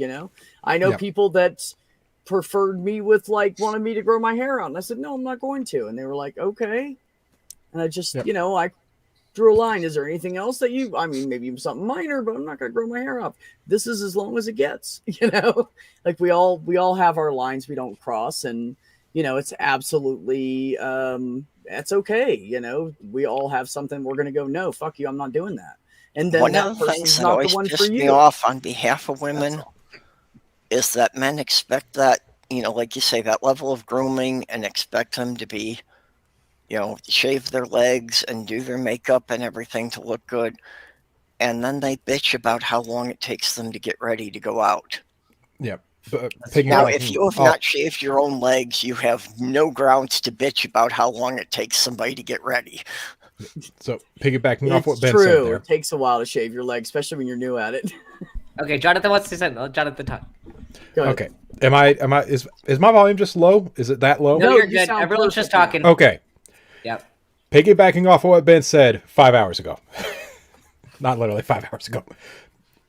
Do you know how many times I've seen a couple out, and it's a cute woman, like got her sundress, got her makeup gone, just super cute, with a guy who looks like he rolled out of bed with jeans and a band t-shirt.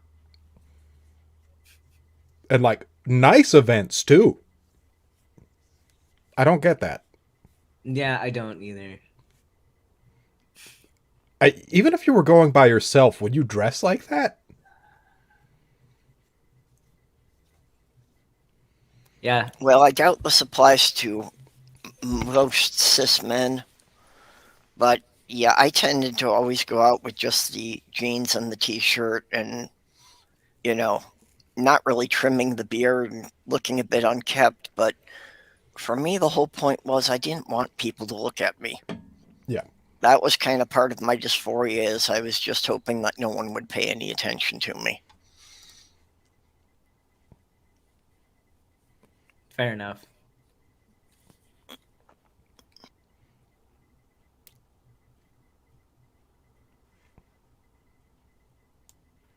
I mean, everybody said I was talking too much, so I stopped talking. Well, I had an idea for a joke, but I didn't want to make one that sounded like it was going to be at anyone's expense.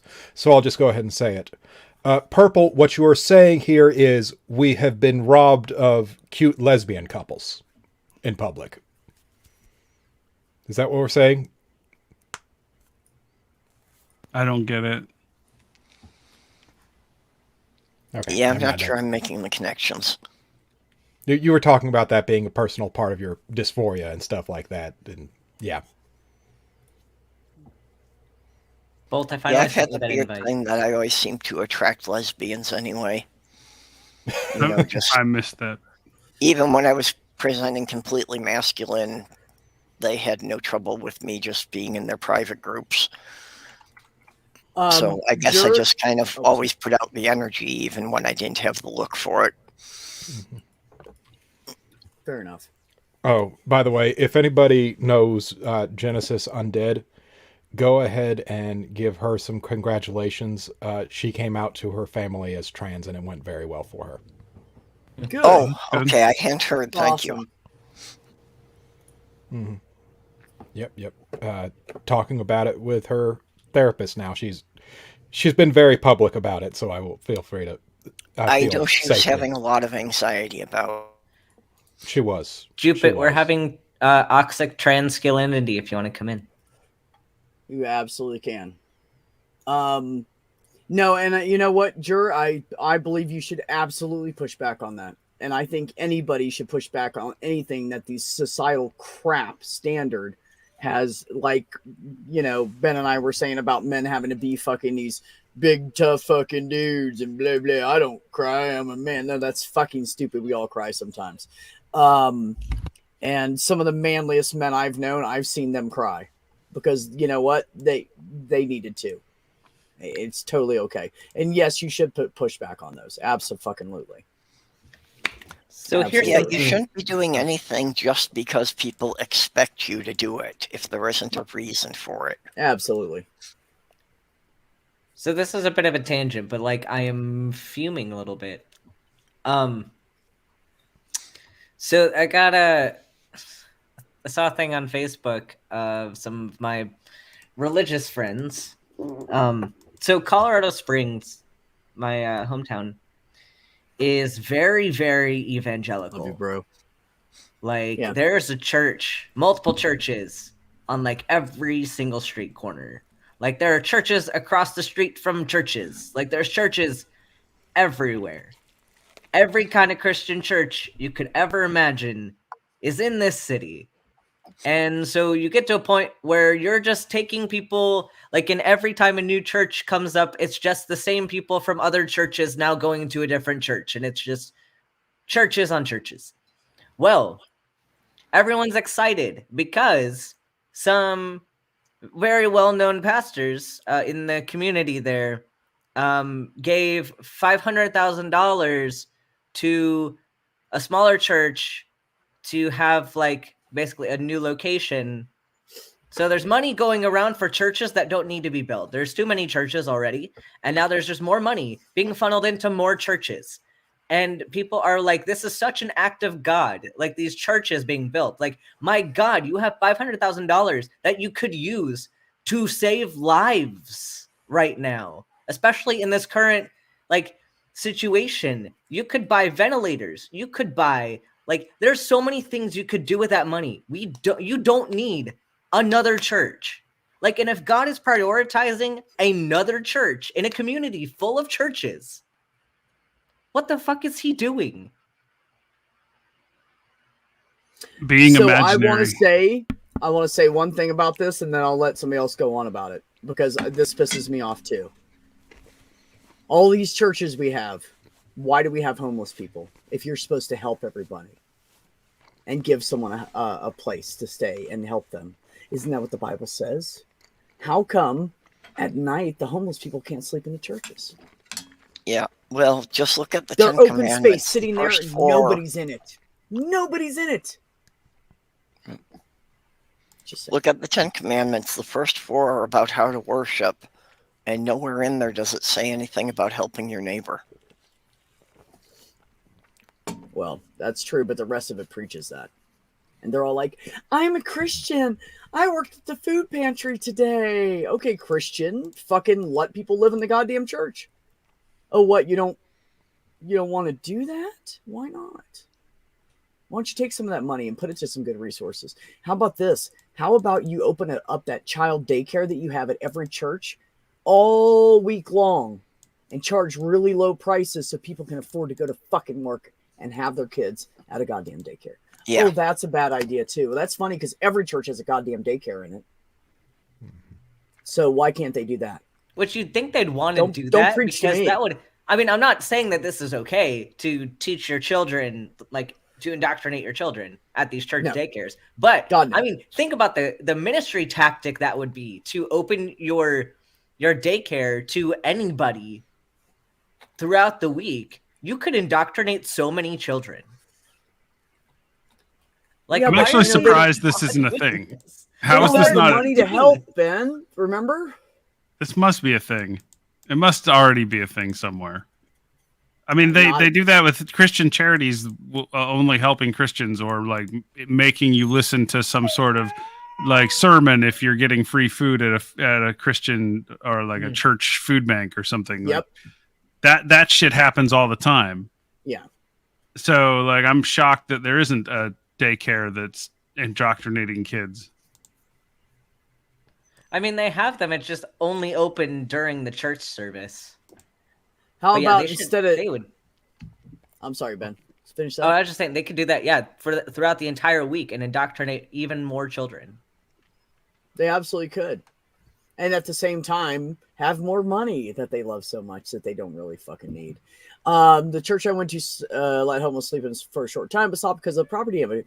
How about this? How about instead of just letting them sleep there, how about the church buys them one new set of clothes and helps them fucking like write a resume so they're not fucking homeless anymore? How about somebody does that? How about teach a man to fish? Oh, wait a minute. That's in the Bible. So, but that's the problem is nobody wants to put that effort in. They will walk around and say they are fucking Bible banging Christians all goddamn day long, but they're not going to do that. So, I don't want to hear anything about atheists not caring about each other from any of them. That's why I don't talk to any of them. Anyways, let's not get on a religious fucking rant. That shit pisses me off.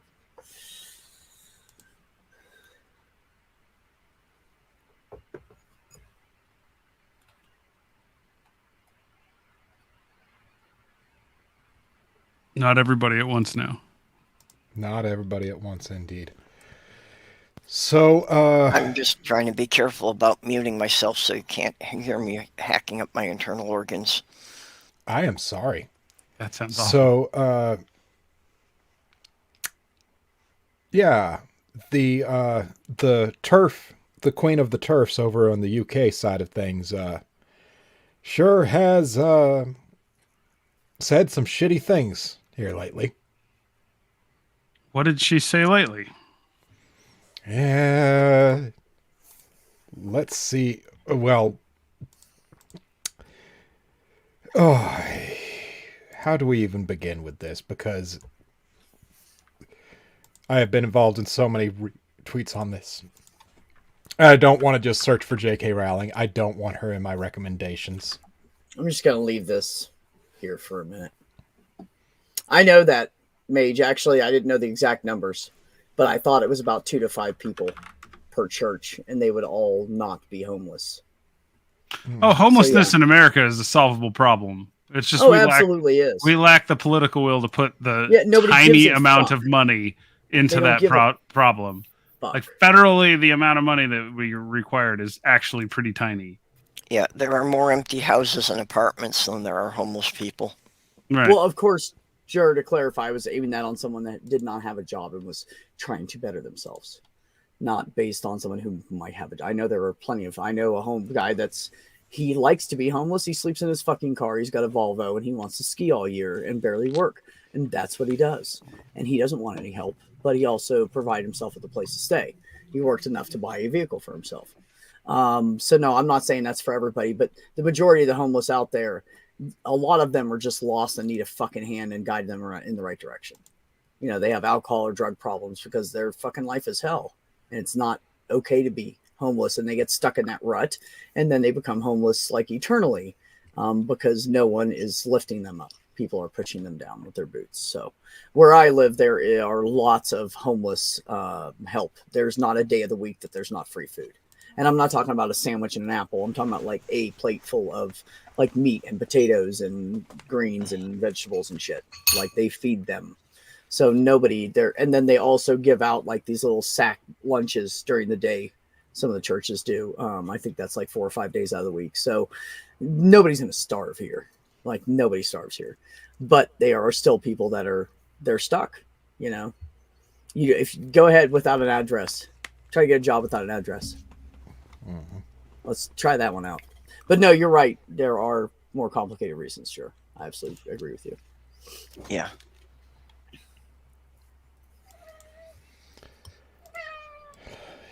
And he starts again.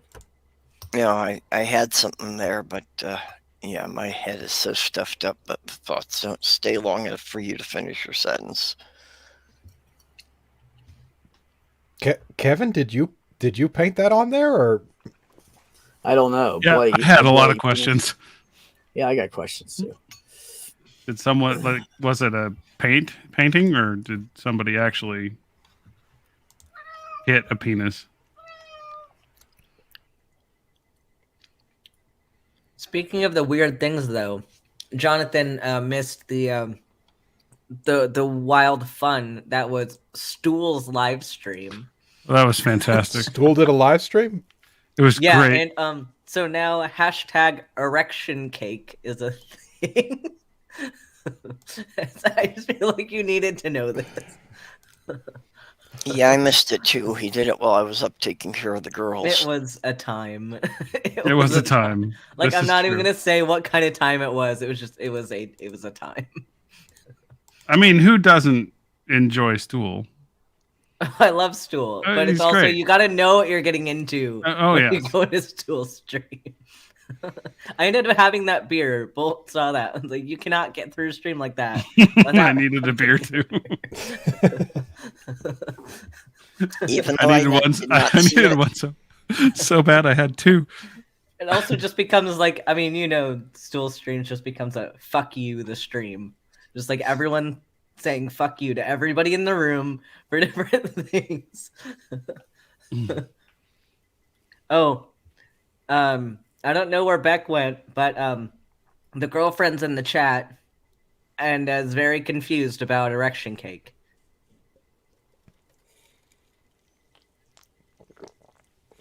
I assume B is coming back at some point. I would assume so.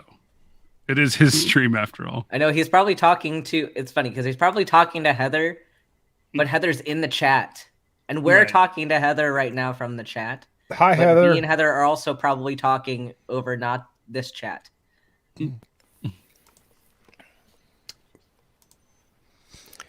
So, yeah. I have to say that while I did not see the event, I can confidently say that of all the streams Stool has done, this was the most recent. Is that a thing? Is erection cake a thing? It is now. It is now. Yeah, it was coined. It was that. This was its inception. I heard. She's been talking. My girlfriend. It would not be hard to make a cake shaped like an erection. It would not be. I'm sure plenty of people have done that. Yeah. Well, I've walked past bakeries where that was a thing. So like every bachelorette party ever has probably had an erection cake. That's just. But we are talking about Stool, so I think the erection cake had to be iced with emu sperm. Yeah, we had to write a musical about erection cake. Now. Or was he talking about fucking a cake? No, he has a cake that's so good it supposedly gives him an erection. I believe that's what erection cake is. I think so, yeah. It makes his pants do the happy thing. Yeah. Okay, that makes sense. So you guys were discussing where I went. Let's just tell you, he would not leave me alone. I had to feed him and go scoop the litter box, or he just was not going to stop. Oh, it was the cat. So it was the cat. I just had to go do it. I know the boss is in my house. It's okay. See, It was we coincidental thought you were then. talking with Heather while Heather was also in the chat talking to us, and we were very confused for a second. It No, was actually, coincidental we were that not Heather texting. showed up at the same time you left. That's all. Yeah, we were you not, had just we left were not and she texting shows at up in the all. chat. We're like, okay, all right. I haven't talked to her since like right after work when I got home, honestly. So she was doing her thing, and she knew I was streaming. It was an important stream for me, so she was just letting me do it because she's awesome. B, have you introduced her to Stool? No, I have not introduced Heather to Stool. They don't need to meet. They don't need afraid to I'll meet. be He but- wants to keep. He on wants the to keep basis her. of my friends. No, just show her. No, don't introduce them, but just show her the emu sperm video and the recent. What was it? The my God. the other one from our early morning find stream it. about. Ben, you know where it is. Find it, and we'll put it up here. It's not like we're I'll gonna do get a it. copyright strike. It's still, you wouldn't care, and you'd think it was funny. Oh So, yeah. I love you too, baby. Yeah. No, we're gonna. Stool cake is the cousin of fart cake, as long as it's not like American Pie. Oh my God. Here's. So part Heather said, "I two. know of the stool." It makes it sound like we're talking about poop. It does. Like a very specific poop. In fact, Ascalon was in my Discord and was convinced we were talking about poop for the longest time. Like, no, this is Stool. And the Stool shows up in my Discord and like starts talking, and now he's like, "Oh yeah, I understand now." This guy's something else. Oh, I love Stool, but we have to give him shit because he gives us shit too. So he does, I'm he just does. imagining like a turd inside the cup of a trophy. Like that's what I'm imagining right now. the Stool. Okay, No, not in the sample of the stool. No. The guy named Stool. Oh His no, name there's is a guy. There's a guy in very our community stable named milking stool. Yeah, a very stable actually what milking he's called. stool. And he It's a says the sample of the weirdest stool. things. He says the weirdest things, and you just like don't know what to expect. Okay, I'm gonna share this thing. We're losing the audience. Hurry. What? Okay, I gotta play the Part video. two? I don't have to do anything. This is part 2. Peepus. Where's Stool? I want Stool to come in here. I should have warned you that the longer I go without sleep, the worse my jokes get. Also, if you say Quiplash 3 times, Stool will show up in your chat. Did you say it 3 times? Damn, I thought we were only at 2.5. I didn't, but I did say Stool, and then Stool showed up in my chat. Yeah, you did this. I'm so beautiful. I want you all to kiss me. I'm so beautiful. I haven't had a wee wee. Buy me some coffee. Make me a nice sandwich. And let's all do the pee-piss. What just happened? Look, So that was so bad my cat blocked the camera to save me. That's how bad it was. My favorite thing is to watch that video over again just for B's response after the "I want you all to kiss me" because B's head just Yeah, I pops went, up like. What the fuck? That was my early morning stream for Lavender Lady. It'll start off with B and I were gonna do it together, and then Purple showed up, and then Stool shows up in the chat. I was like, of course Stool showed up. Anyway, so that's who Stool is. Oh, Gary, I love you. You've got a point, Gary. Yeah, it was turning into kind of a shitty stream there for a minute. Oh no, it Yeah. is. Ollie, man. What the fuck was that? Holy batshit boy wonder.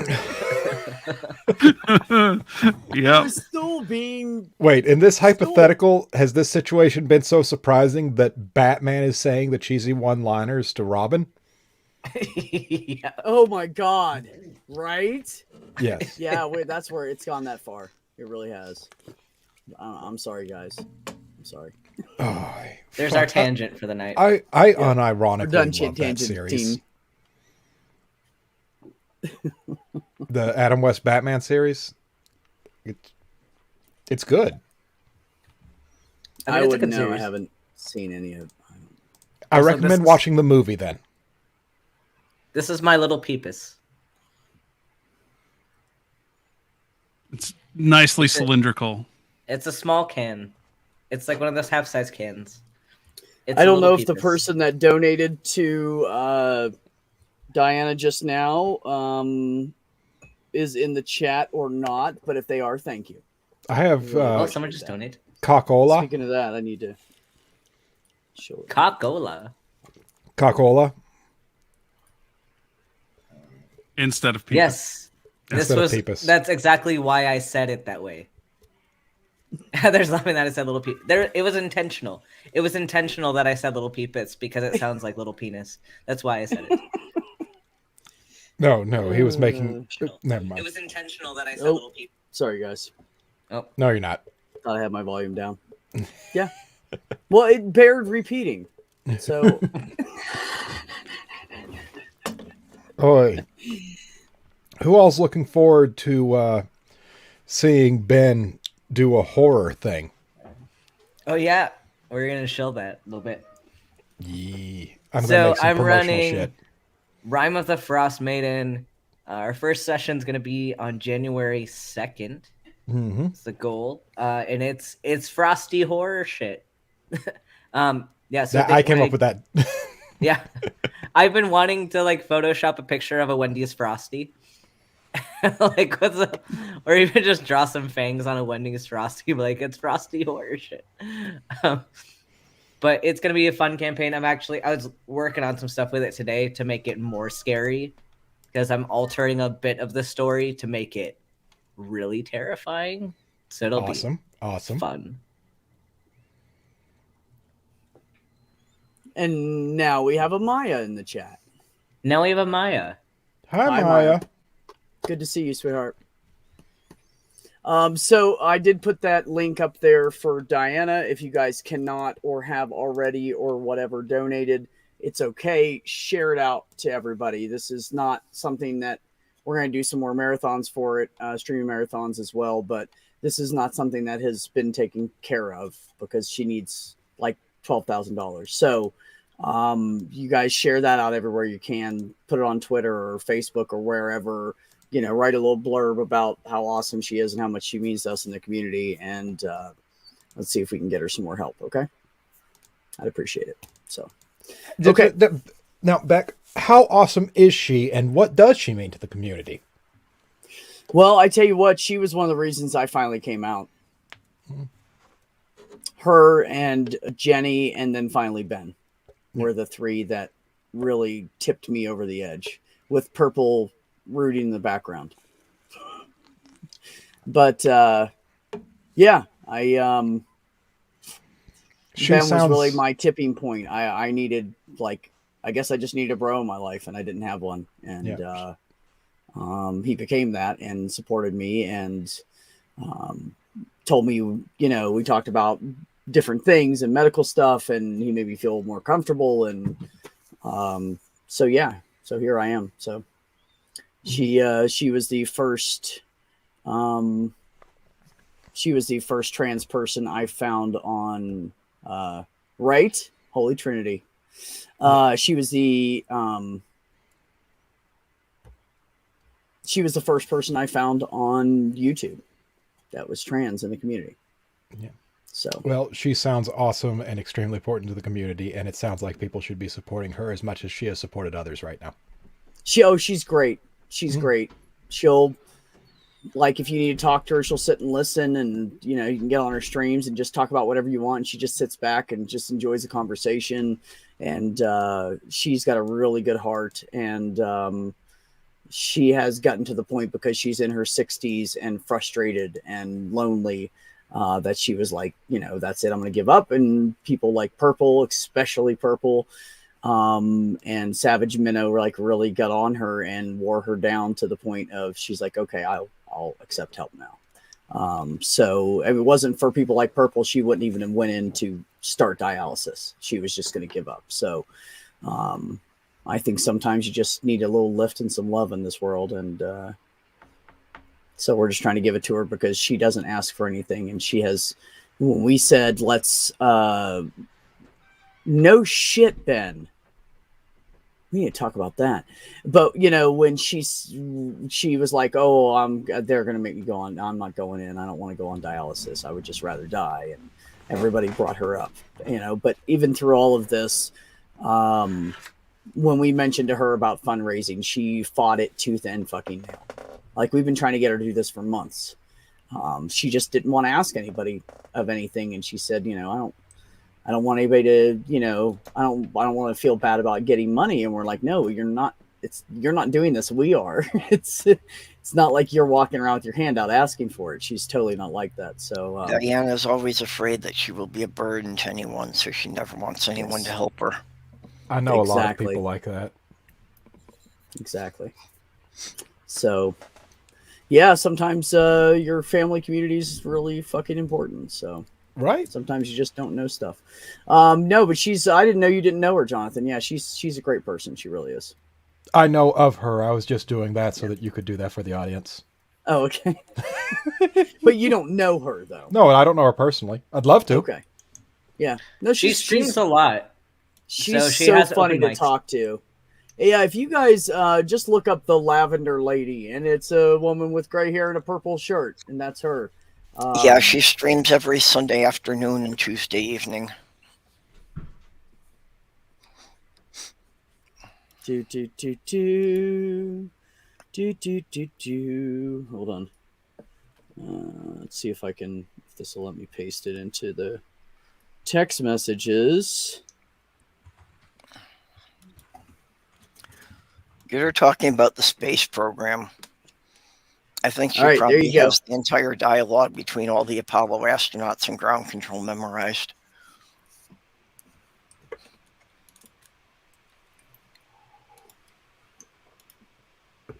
Thank you, Maya. I appreciate that. Oh, hold on. We have a Larry. Larry. A wild Larry appeared. Larry the lobster. And now you will see a wild Larry in his natural habitat. Just, your favorite stream hobo. Hi, Larry. Stream hobo. It's been a minute. No, see, the hobos are the people who just sit there and don't talk. No, but see, I don't have in there. You'll be on for like 2 hours and they don't say anything. You interact and are funny. We like it when you're here. Well, no, I mean, like, I hop in here and I'm on your guys' streams, but I don't have my own home base. I just wander from other people's stream to stream. That's okay. We'll get you going. Don't worry about it. That's pretty much what Jenny Morgan does. Yeah, we have plenty of people like that. Yeah, if you want to start doing your own streaming and you decide you want your own audience, and you just let me know. Ben and I'll hook you up. I wouldn't and even Jonathan know. Can help too. Yeah. I actually like helping people with shit like this. Yeah. It's a lot to come up with like regular content topics to do. Mm-hmm. It is. But that's very intimidating. But you can always just be reactionary to somebody else who creates content. Or you could even do shorts, which are like the little like 1 minute videos, kind of like on a TikTok. You can also upload those, and you can do TikTok's shorts about great. your transition. Do like and people will watch that shit. Be like gay BuzzFeed and just gay react to everything. There you could. Yeah, you should do that. Be like, oh my god, what did he just do? And like really exaggerate it. That'd be hilarious. No, Is this the next cronut? I've never had a cronut, but I want to. I see you, buddy. Thanks for stopping by. Currently, I'm mourning the loss of a Pyrex dish, which is something I've never done before because I didn't know that Pyrex could break. Oh no! Oh no! Oh, it can if it is dropped properly more than once. I didn't drop it. I was baking bread and I turned it upside down and I like thunked it with my palm to get the bread to come out, and it just broke. I feel like that was weird. A faulty piece of Pyrex. Yeah, usually it only happens, if the temperature changes too quick. Like if it's hot and you set it down on a surface that's too cold. Hold on. I'm gonna have to watch this now because you guys are talking. Oh, he's probably watching the video I sent, or I found a post on Twitter from Med Twitter because I'm always there. There's an ectopic pregnancy. They have an ultrasound of an ectopic pregnancy in someone's liver. Oh, dear God. Oh, my God. Oh. I know more I about. have never seen anything. I mean, not that I've seen as many ultrasounds as like you or Heather, but I've the never seen liver. that is insane. Why is the fetus Yeah. in the liver? I mean, I know you can have intra-abdominal ectopic pregnancies, but like that's incredible. My mother-in-law, her first pregnancy ever, she had an ectopic pregnancy, and they didn't find out until like a decent amount in, but she started having like severe abdominal pain, and it was in like her lower left abdomen somewhere, but outside of the uterus. Yeah, that's pretty common. Yeah. Oh, Aunt Jer said, can you share more about what you said about your parents pressuring you to shave? Oh, so like for my parents, it was like a big fucking deal for some reason that I shaved my legs and armpits. And I need a specific question because I don't know if that's weird. It's weird that your parents were weird about it. Yeah, no, like so like I mentioned on the stream before that I started puberty very, very early. And so pretty much as soon as I started showing leg hair, my mom was like, you have to shave. That's unacceptable. You have to shave it. And so that was like a really big deal for her. And also my dad, for some reason. Like my dad was really grossed out by hair. And so like I would get shit all the time if I wasn't shaved properly on a regular schedule. I'm sorry. I'm just imagining what it must have been like for your parents to be grossed out by something that was completely natural for you. So I don't want to get all the way into it, but my parents just didn't like me in general. I'm sorry. And I feel like that was probably I feel like their issues with, me being overly masculine was kind of just a manifestation of the fact that I was always a little bit abnormal and they couldn't tolerate that because they didn't like me. And so anything that made me, anything that drew more attention to me freaked them out. Yeah, you didn't cleanly fit into the stereotypes they had in mind. Yeah. Obviously. I'm sorry that Gary left. I just saw that he donated to the fund. So thank you for that, Gary, if you're still listening. Heather. She has so much Pyrex in her cabinet. Look, and she has like a couple of like plastic, to give away kind of. But she's like all this Pyrex. And she's had it forever because the lids are just like, I don't know. Can you buy just Pyrex lids? Because she needs that for Christmas. She needs a set of Pyrex. I think you can. Some of them are broken, and you got to kind of like, Yeah. No, I had a lot of respect for Pyrex. Like I said, I did not know that Pyrex could break, and now like I'm having to reevaluate my entire worldview, existence. Yeah. Well, maybe the cold hit it just right. Was it cold in the room when you pulled it out? I don't know. No, I took it out of the oven. And it sat for a second, and then, so it wasn't even like still all the way hot. And so I turned it upside down on a paper plate and thunked it, and it broke. So maybe that must have been a defect. I don't even know. I would get a hold of them and be like, look, and see if they replace it. Some of them have warranties on stuff you don't know about. Depends. This dish is probably like 30 years old, so like I doubt that. Well, then it definitely shouldn't have broke. Yeah. They don't make stuff like that anymore. But now the even worse, I have half a batch of banana bread batter in the fridge that I can't bake. This truly is the most trying of times. You don't have another? No. You could make it into like one of those flat cake bread things. Just put a topping on so it doesn't dry out. I could do that. Well, in an emergency, you can always form a pan out of aluminum foil. But, you could also just go to the dollar store and pick up some of those cheap foil pans. This is true. I could just leave it in the fridge until tomorrow and then go to the Dollar Tree and get a baking pan. What is this? I don't know about where you guys live. The Dollar Tree where I live actually has some glassware. Like Pyrex brand, like Rubbermaid brand. That's weird. I know. But it's Pyrex like really small expensive things. They're like little ones. But they do sell them there now. I'm like, whoa, damn, Dollar Tree's really up in its game in the baking section. I cool. do not have a muffin tin to answer the chat. I don't. This is not my house. This house that I'm currently in is not my house because I'm a literal hobo. No, but so like this is my father-in-law's house, and he lives alone, so he does not have a full complement of everything because he doesn't really bake. But I would go to the store if I needed to. But no, do it. Put it in a 9x13. Treat it just like you would anything else, and then just make some kind of a topping for it that's kind of moist. Yeah. You know, out of any kind of fruit. I mean, it's banana bread. What goes with bananas? Just make some kind of topping. Sure. You know, I can make like streusel, like I would do for coffee cake. Yeah, absolutely. That would be perfect. That would keep the moisture in, and at the same time, you know, have a nice topping. Actually, that sounds really good. I hey, like babe, streusel. can we do a banana bread with like? Now I want banana. I fucking love banana bread, Larry. Let me tell you. The majority of things could be improved with streusel. Shipped to me overnight. Yeah. Well, and like old-fashioned streusel is just really, really easy to make too. Like it's not even a big deal. It's just like almond flour and sugar and cinnamon and butter. Let me tell you guys, I went right to you to do you know the Muffin Man? I'm sorry. I was about to do it. I was going to be like, I did it. Oh, I have a muffin it in tin. my head while Larry was talking because of this. Do you have a muffin tin? I do not have a muffin tin. I do not know the muffin tin. So my brain went to. Do you have a muffin tin? No. Yeah, no. My brain went to Shrek. Yep.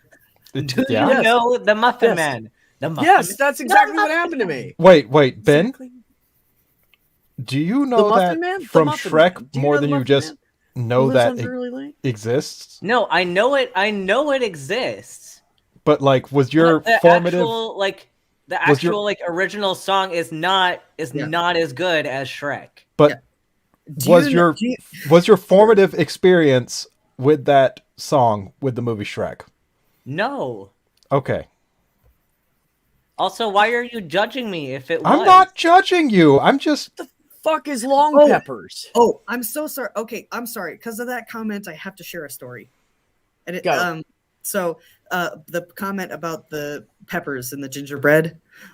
So we had like a gathering with a bunch of our friends, and the only thing that he told me is that he wanted help with a baking project, and I'm the friend that bakes. So I came over, and he sets in front of me a jar of peanut butter, a Spanish onion, jalapeno peppers, and chocolate chips. And I'm like, what the fuck do you want me to do? And we made peanut butter cookies with chocolate chips, onion, and jalapenos. What was that like? It was delicious.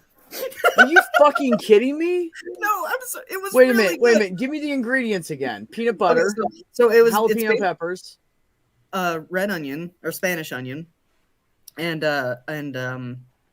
chocolate chips. And chocolate chips. So they were chocolate chip, peanut butter, jalapeno pepper, onion cookies, and it was just like a regular peanut butter cookie base with all that shit thrown into it. And then it was like a thing where we had all our friends around, and we were doing like an art project where we're all painting jean jackets and shit. And then in the middle of the party, he serves up these fucking monster cookies. It was great. I'm sorry. That's awesome. You know, if they're really good and they have like the savory and the spicy and the sweet and the peanut butter, if it's just really good, if it's a good you should definitely put THC in those. But so that's how I found out that they used to, for like pumpkin bread, there are variations of pumpkin bread that have like hot peppers in it. And that's like a real thing. The love of my life. I'm telling you, this woman knows how to cook everything I love. She makes like a killer steak too. I'm on it. We're doing banana bread, and we'll do the lasagna tomorrow night if you want. Are you gonna put hot peppers in your banana bread? Banana bread? Fuck no! Don't touch my banana bread, motherfucker. You play with your cookies. Don't touch my banana bread. You can make some cornbread with some peppers in it, though. Some jalapeno cornbread. Yeah, we've had like hush puppies that have like jalapenos in them, and that's good stuff. Sir Little Wolf said maybe you should try frying them like pancakes, Larry, before they go bad. The batter. Oh, that's a good idea, because that's a fucking awesome idea. I could just like add some Bisquick and water to it, and that would make it like a pancake batter. Yeah, there you go. And maybe I would put more bananas in it though if you're going to do that, just to get that banana flavor. Hey babe, can you make that with almond flour so you can eat some? She makes all this food and she's like, yeah, I can't eat this, but here, enjoy. And I'm like, that's fucked up. Yeah. Almond flour is so good though. It has its applications. I don't love it in everything, but It it's doesn't work for, sweet no, it foods. doesn't work for everything, but it's great for certain things for sure. Like Not the Cloud- buttons, not the gumdrop buttons. like the whole like Shrek cloud reference. bread thing, like the cloud Mm. bread thing, which is the bread that supposedly has no net carbs or whatever. That is Mm. the stuff of nightmares. I've not had it. It's where you basically like whip up egg whites and you can use either it's like Yeah. a quarter cup of almond flour or a quarter cup of cornstarch. And then it bakes up and it kind of has like a texture between bread and a marshmallow. And it's Yeah, that's weird. really, really disgusting. See, I've made like an almond flour and egg like biscuit type thing in the microwave, just like a mug biscuit, with almond flour and egg, and that was pretty good. But that wasn't it wasn't cloud bread. It wasn't like whipped or anything. It was just more biscuity. So, Mage Grey Wolf, if you want to make cookies with coconut flour, you definitely can. You can make very delicious cookies that way. Just make sure that you have a kind of get like xanthan gum or something that makes it bind together properly, because it will not form a cookie texture on its own. Oh, is that what you have to do with like almond flour and everything? Yeah, You you have to can use xanthan gum with almond flour. Yeah. Really? Just because it's To make not it it's bind? not as the particles of it are not as fine, so it can end up being more of a like a suspension versus a solution, if that makes any sense. Right. Yeah. No, So it you got to doesn't. have like an intermediary binder to make those bind together in a pleasing So it texture. Size, right. Yeah. Yeah. But I like to bake. Did I mention that? Yeah, so Heather has this Thanksgiving, food get together, eat dinner thing, right? And Mhm. she invites everybody from the office, and the only two that came were me and Michelle brought her husband John, who brought a THC pumpkin pie. And we were calling it the pumpkin pot pie for like 3 days. And I can't help but think about the Marie Calendar thing, like that the Oh yeah, Piegate- exactly. Piegate scandal that was going on. Yeah, right. It should be like chicken pot pie or beef pot pie or pork pot, but no, it's But the joke was, because we're talking, B and I were talking about Heather and making pies or something, and then we're talking about Marie Calendar. Oh, And you're Marie, like, you ruined everything. yeah, it's like if someone makes their own pie and then burns it, and then we all blame Marie Calendar anyway, even though like, because I know like the actual scandal was someone who bought a Marie Calendar pie, burnt it, and then blamed the company Yes. for burning the pie. Oh. But then this case, you don't even buy the Marie Calendar pie. You make your own pie and you burn it, and you still blame Marie Calendar because we can. So that's what started everything, and it started this like succession of comments. Everything that went wrong at Thanksgiving for every person, they blamed it on Marie Calendar. They're like, my turkey's overcooked and dry. Damn you, Marie Calendar. So it turned into like this big thing, and it was fucking hilarious. It was so like, you guys funny. literally should look that up. I don't know where it is.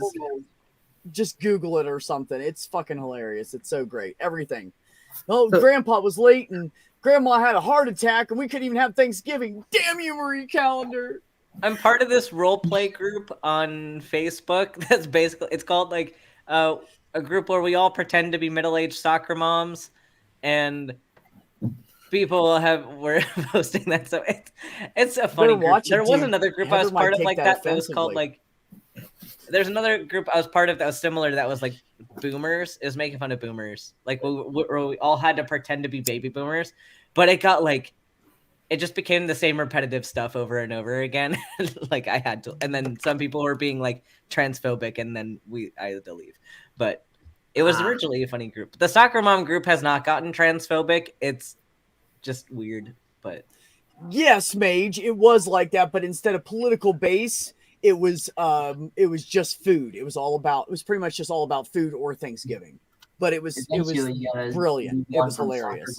I just wanted to read it for like 3 because everybody, it just went crazy because the first comment was, wait a minute, you burned the pie and you're blaming her? That's like me. And then they did something and then it just snowballed from there and it was great. I love when people have a good sense of humor and like you could have read that for like probably 45 minutes and just laughed your ass off. There's like a ubiquitous thing of these kinds of companies not understanding the internet. So I imagine that there was like a really, really confused executive in a chair somewhere. I mean, why does everybody hate us? I don't know. Made a Twitter post. I'm not muted. Stop. Sorry. You're fine. You're fine. If that was the only time that ever happened, it'd be a fucking lie. Anyways, yeah, it happens all the time. It's fine. Ageism, gotta love it, right? Oh, your brother's here. Hey, 2 of my favorite people are in the chat. Richard, Heather, Cool. Heather, Richard. Hi, brother. How you doing? We have really segued off the trans thing, but that's okay. We're having a good conversation. Jonathan, I sent you a message. Twitter or What did Marie say? It's D&D related. I can segue back into the trans thing if you want to, but you might be upset. Oh no. Oh no. Well, Jur basically said after your comment about your mother forcing you to shave, and you had said something in the chat about it being because you weren't feminine enough. Is that what you were saying about that? Oh, and yeah. Then, yeah, and Jur said that that's abuse, and I agree with Jur. Oh. So I think that is abuse. What happened with Marie? I missed something somewhere.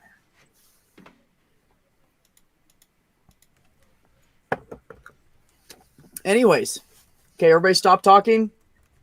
I just killed the whole lot. Oh, I mean, I can talk if you want me to. Like, I just don't want to be the only one talking. So, I got hate crimed. Hashtag hate crime. fuck. No, Like in person or on the internet? Like joke fake crimes or real fake crimes? This is joke. I'm sorry. Okay. Oh. No, I thought I was about to have to beat someone's ass. No, I got so I lost my wallet when I walked to my local post office to do my deliveries because it's literally like a block from my house. And somewhere within that block I lost my armband that had all my shit in it. And so I was like, oh damn, this sucks. I went home. I like put I have regions, so I put the locket on the account so that nobody could spend any money off the card. But it still gives you notifications to let you know that somebody has tried to use the card. And so this guy tried to spend like $400 collectively on TikTok promote and Chick-fil-A. Really? I was like that into it, huh? Yep. No, he literally tried a dozen times each on both of those things. Like he couldn't come to terms with the fact that I'm not an idiot, and I canceled my card. Oh, that's lovely. But no, and then so I went to the bank today to get that all sorted out because I needed to formally cancel the card and order a new one and all that kind of stuff. And while I was there, I was like, I have an ID. And I need to take out some cash because I need to like do stuff in my day-to-day while I wait for the card to come. And they were like, well, this ID isn't sufficient. We need 2 forms of ID. And I was like, why? And they're like, I'm sorry, dead name. We can't provide you further service at this time. I was like, oh. Okay. So I don't know, because like I don't necessarily look very much like the name that I used to be called. If they were like thinking that I was the person who stole the card and that's why they wouldn't give me money, or if this was like a different kind of thing. But it was shitty. Wow. You know what's funny is, because my voice has dropped so much over the last month, I call my bank. So I had 3 bank accounts, right? Because I had one in Ohio. I came over here. I got one right away so I could have one for a job, blah, blah, blah, right? And transferred some money over. And then I got a job and I started putting everything in there. And then I said, you know what? I can refinance my truck. And so I actually got it refinanced at a better interest rate. And it saves me $30 a month and I'll have it paid off in the same amount of time. So, yeah. So that's good. But anyway, so I went to the bank I was using, and they said, "Oh, we don't really no, your credit score's not high enough." And I'm like, "My credit score." It was like 730 at the time. I'm like, I could literally walk in anywhere out of the credit score over 700 and get a credit card for at least $2,500 to $3,500 like that. Yeah. And they didn't even want to talk to me about switching my auto loan over. And I'm like, okay, fine. So I went to work and I said, "Hey, where can I go to?" And they're like, "Oh, go to Del Norte. They're great. It's a newer bank. It is literally a credit union that is member owned. And their customer service is awesome. And you can just walk right in there. They got a few locations in town." It's like, fine. So I go to Del Norte, which was amazing. So then I had to call the other two places a couple days ago and kill my other accounts because I finally got everything moved over. All my bills and everything are over to Del Norte now. It was a fucking pain in the ass. So, because I have some things that are on auto because it's cheaper, it saves you like $10 a month, $5 a month. And then by the time you do that with 3 or 4 things, you got $20 or $50 a month. So I do it whenever I know I can, make it work. So, I called them and they were like, "Who am I speaking with?" Blah, blah, blah. "Oh, okay." And they kept going Mr. and then going Mr. Mrs. Miss. They kept changing it because they were talking to me and I don't talk like a woman. So they were really, it was fucking them up. Both banks. It's kind of funny, honestly. Yep. But yeah, I can't wait. I'm doing that. That's my goal for January. I'm going to put all my paperwork in and get my name changed because I'm just fucking done with it. I need to do that too. It's one of those things where doing anything in the legal process requires having a lot of spoons and getting a lot of documents together. And I'm just bad at that.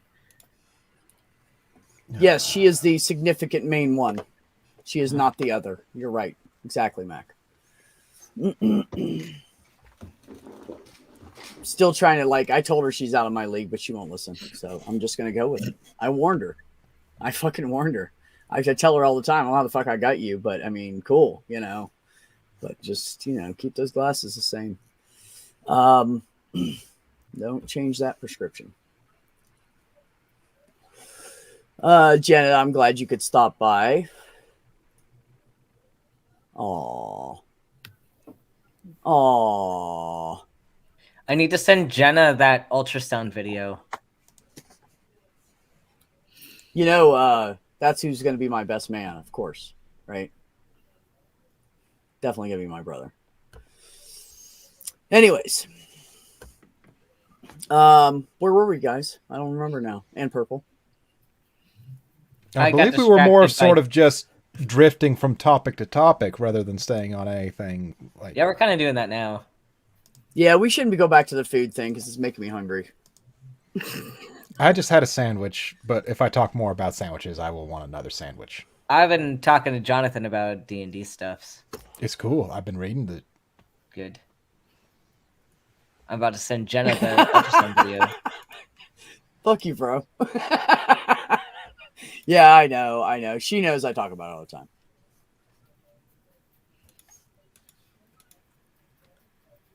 So, yeah. Poor thing. I mean, my brother for having to hear it all the time. So, I don't know if this is just an Indiana thing. Somebody mentioned a wedding officiate.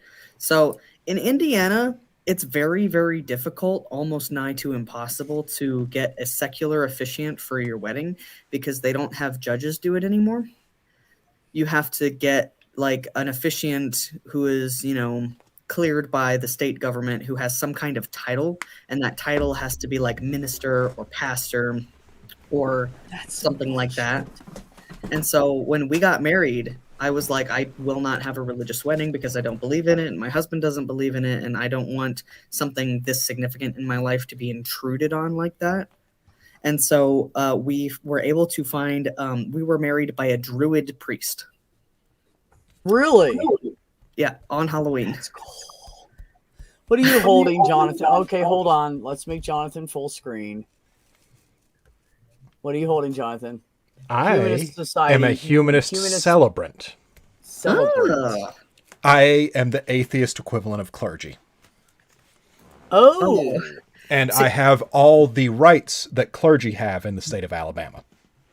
Okay. That's fucking awesome, man.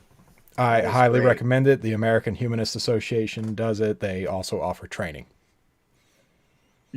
They're supposed to also offer a mentor program, but I haven't found another celebrant close enough to me who would be able to do it. So, Yeah. I mean, you're in Alabama, so I am in rural Alabama. Yes. Oh, I'm so sorry. No, it's okay. I make up for it by being the biggest badass in town, and nobody fucks with me. I have never lived in Alabama, but I have driven through Alabama. I advise being the biggest badass in town. Oh yeah. I look, I'm a marshmallow. I talk shit, but I'm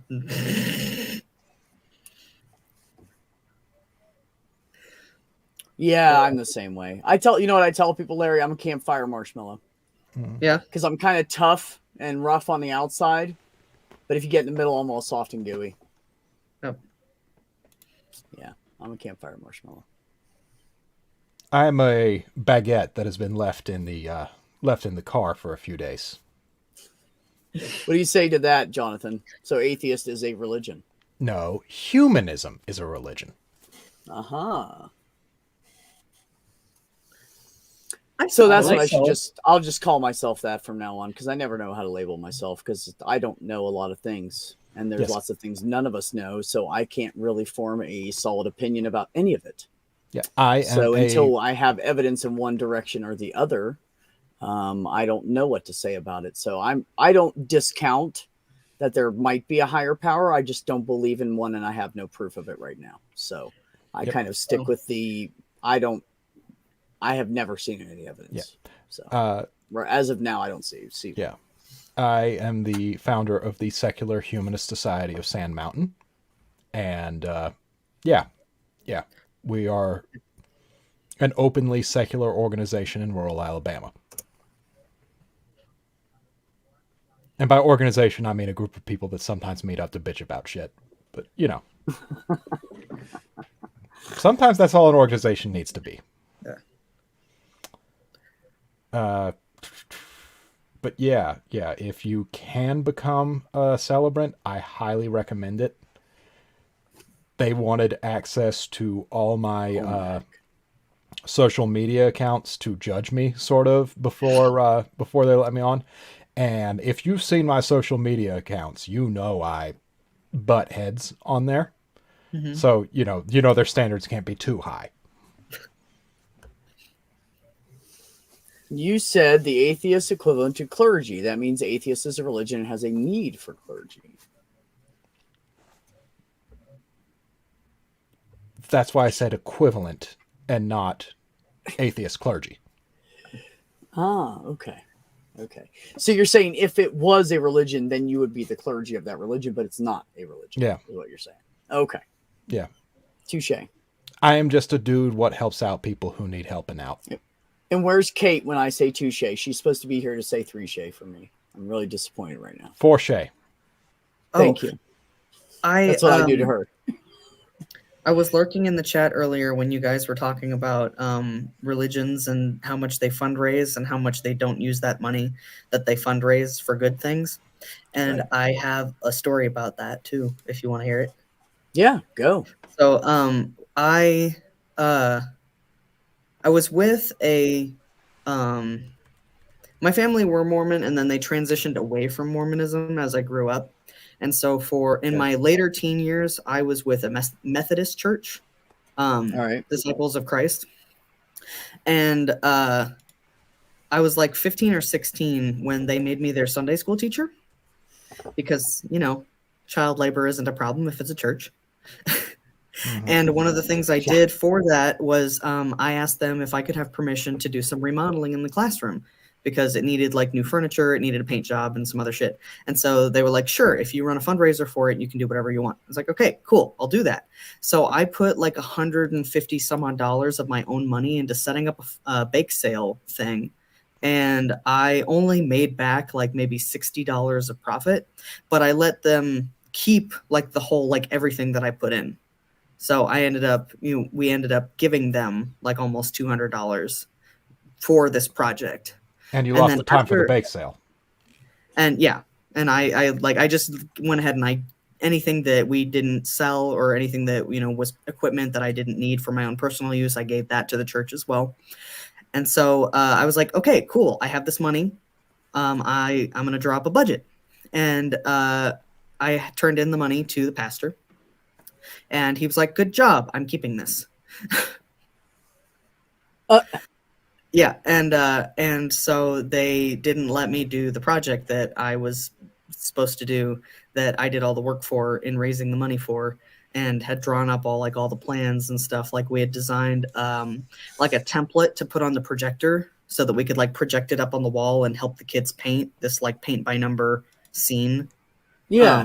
To go on one of the walls. Like, so we did, like, we got this whole thing set up and it was going to be really, really cool. And then he was just like, yeah, you can't actually have this. We're going to use it to pay the light bill. Fuck them. Wow, man. And then they're like, why are you leaving the church? I wonder. Yeah. No, that one hurt real bad because like I was really excited about that project.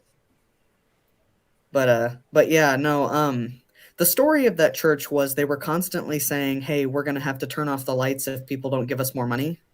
And then people would give them more money. And then the next month they would do the exact same thing. Like I managed to get them a donation from the Kroger that I worked at for like $1,000 and some change. Yeah. Because they do a thing every year for Christmas where they pick like 3 local businesses to give a donation to for charity. And so like I got my church's name in there. It's like, hey, they need, you know, this, that, and that. And yeah, but like literally immediately after they got that money, they were still like, hey, we need more money. You need to give us money. So somebody at that church was just pocketing shit because this was a small building. It does not have that many expenses. It's tax exempt.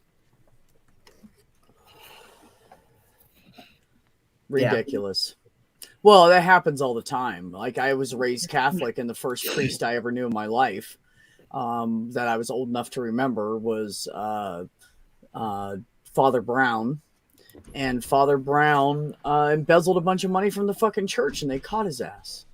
Yeah, of course. And they persecuted him, and he stole. And I'm talking about, this is the 1970s. They caught him by 79 or 81, somewhere in there. I can't remember. But they caught him, and he had thousands of dollars, and that's a lot of money back then. Like it was something like, I don't know, 15,000 or 18,000 or 20 some like that. Which back then, I mean, people back then were making like $5,000 a year, and that was pretty good money. You know, like I can live off of 5,000. So to steal that much, that is a lot of fuck. He was basically just ripping off every fucking donation he could. And so they caught him and kicked him out. And then he put a new priest in the church. And the new priest was a child molester. So that's my experience with the Catholic Church, and why I was like, I'm done with this at 16. I'm not doing this anymore. I love you, Mom, but I'm done. You know, I can't do it anymore. So, yeah. I can't believe that there isn't somebody in charge at like this in the central structure of the Catholic Church who hasn't figured out by now that encouraging people who have sexual issues to become priests is a bad thing to do, because that's what they do. If you confess to your priest, hey, I have this problem with sexual deviancy, they'd be like, you should become a priest and take the vow of celibacy because that will cure your problem. But it doesn't. Well, they have to assume that there's a God who's working and doing things, and that he's going to help them. Yep. Wow. Really, Ox? The fuck? Just so you guys don't know, Ox spent a large part of his life as a carny. So he has been around the block and knows all the scams, and he's run an entire carnival before by himself. So he's been like the guy. So he knows about all this shit. So when he tells you something like that, and he's a pretty honest guy, I don't doubt it anyways, but I believe you. Definitely.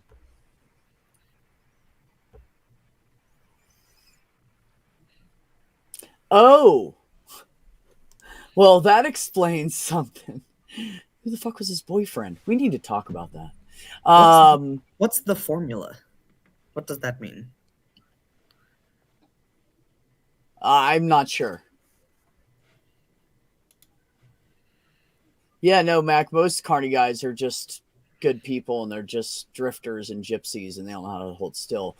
Are you a sinner who needs a place to hide in the broad daylight? Well, come to Christ. We've got a variety of hiding places just for you. Forgiveness ready every new day. Yeah, right, scapegoat. Oh, you mean like you're talking about a Formula car. Oh, wait a minute. Now I'm starting to piece shit together. Hold on. Give me a minute. Mage says the monk sat crying, cradling the sacred text. Another monk walks by and asks, "What's wrong?" The crying monk looks up and says, "It was a typo. It says celebrate."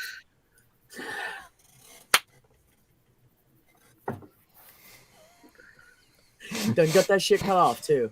I mean, you know, you could try to have it put back on. I guarantee you, when it comes to cis men having penis surgery, that's the forefront of a lot of research.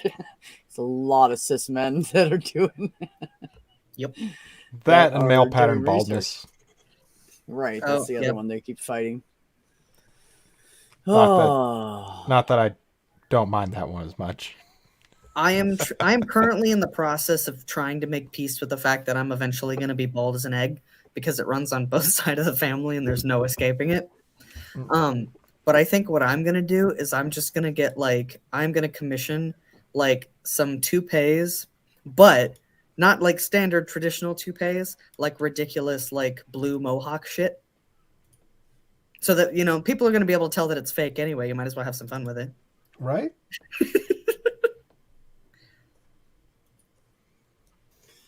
I agree. My son is actually having the same problem.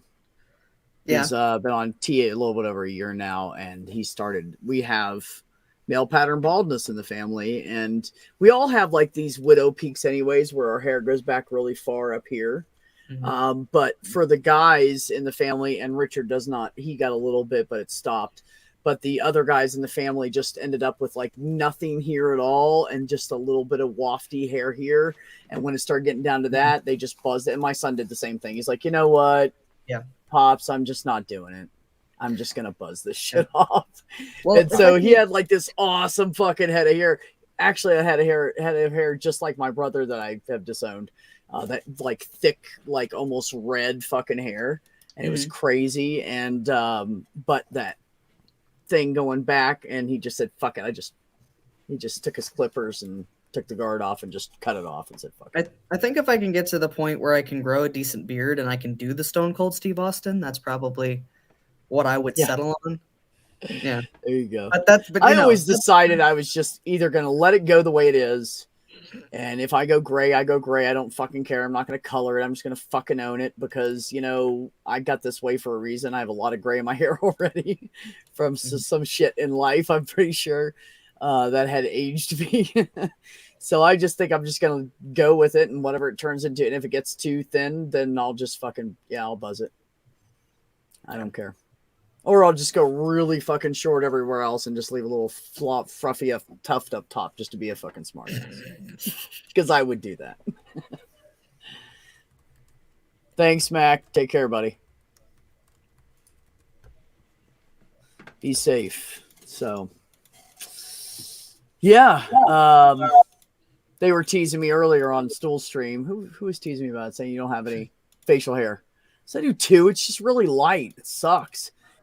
It's like a really dirty blonde mixed with some gray, and then I got some dark ones. So I'm just gonna have this weird. I think it's gonna be my hair color here, and then gray, and then black down here or something. So whatever, I'll just play with it. Just let it go. I can grow some, but it's all down here. And it's getting to the point where it's dark, but it hasn't filled in completely. So there's a big bald patch right here. Yeah, I see it. Yeah. Yeah. But I trim all the way up to my jawline. I don't know if I like the neck hair thing. I don't think that's me. I like to be trimmed and look neat, really neat. And so I've been working on, because this shit is starting to grow in faster and faster, but it's so blonde you can't really see it unless I'm in the sun. So, and it makes this look less prominent. So I've just been like practicing shaving around this and, you know, getting used to trimming it up and stuff. So when it's longer, then I'll like really have to, I can do it good. So I got a fancy shaver with all the different size heads and everything. You do like your ears and your nose. It's got all the ends on it and shit. Yeah. So I had, when I left CVS, I had leftover like those rewards points things that people give you. CVS gives it to you like in a cash, and you earn like those, what are they called, extra bucks. So I had like a discount, and they gave me my employee discount still after not even working there for like a year and a half. I don't know why, but whatever. Or it was at least, no, it was 8 months. I hadn't been there in 8 months.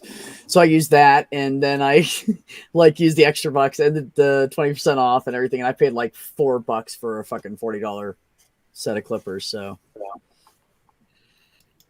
yeah.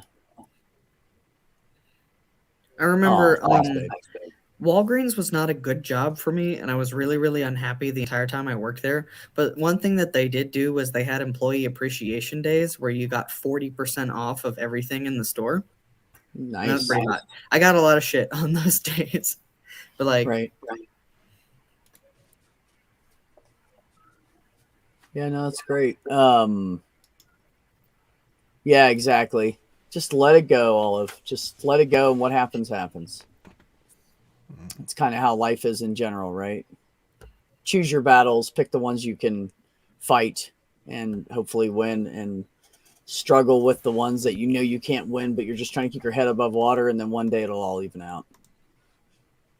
Find a sandbar or something. Be all right.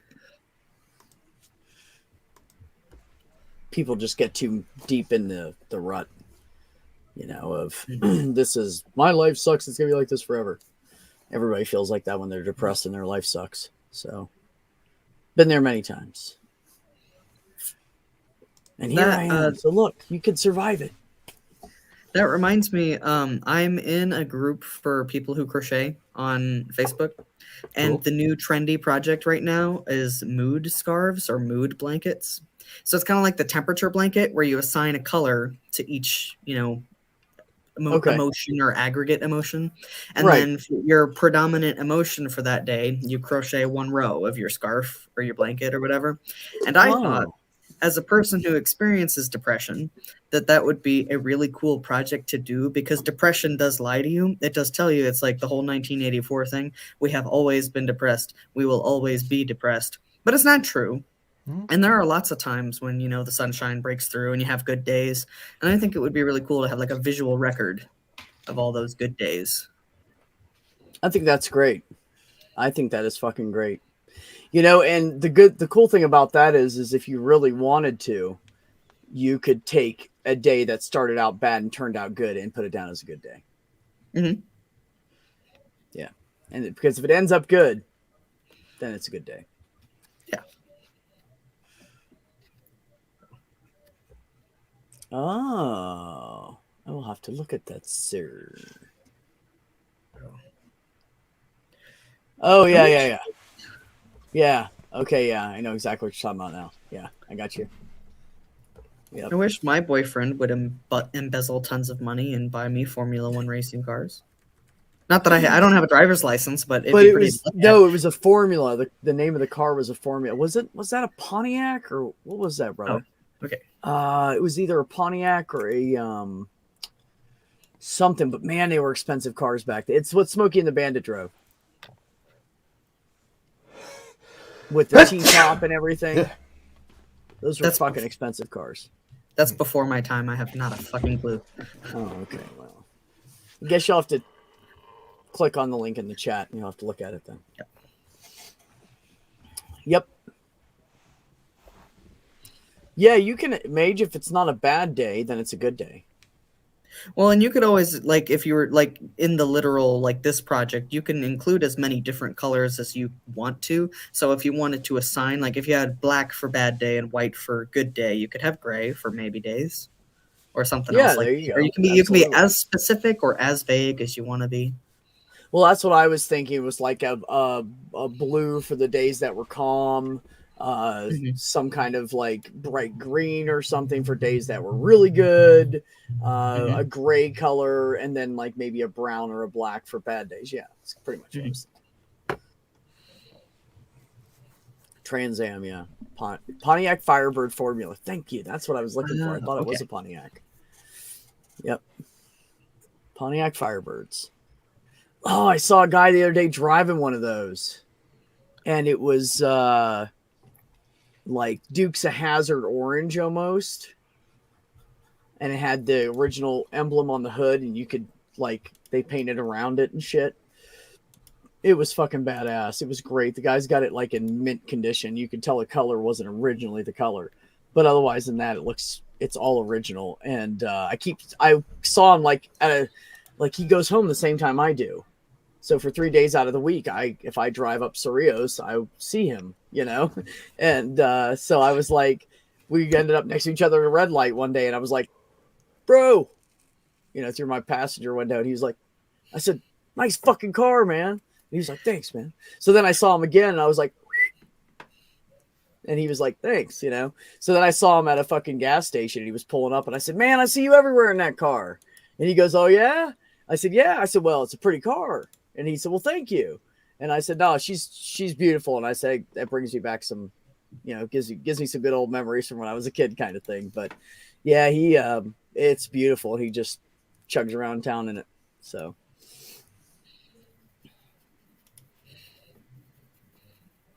You know, Scapegoat, I don't know if it was an eagle or a falcon. I always assumed it was an eagle, but a Firebird. Yeah.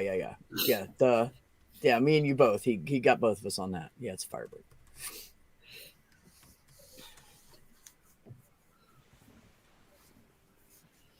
Wow, Mage. Anyways.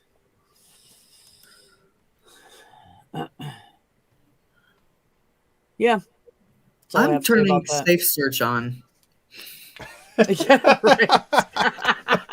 Before I Google anything else, let me turn on Safe Search. What are you doing over there, Ben? Typing up stuff. I know we were talking about cars when Firebird was mentioned, but has anybody ever like listened to Stravinsky's Firebird like actually performed by an orchestra? It is just the fucking shit. No, I don't think I ever have. Highly recommend.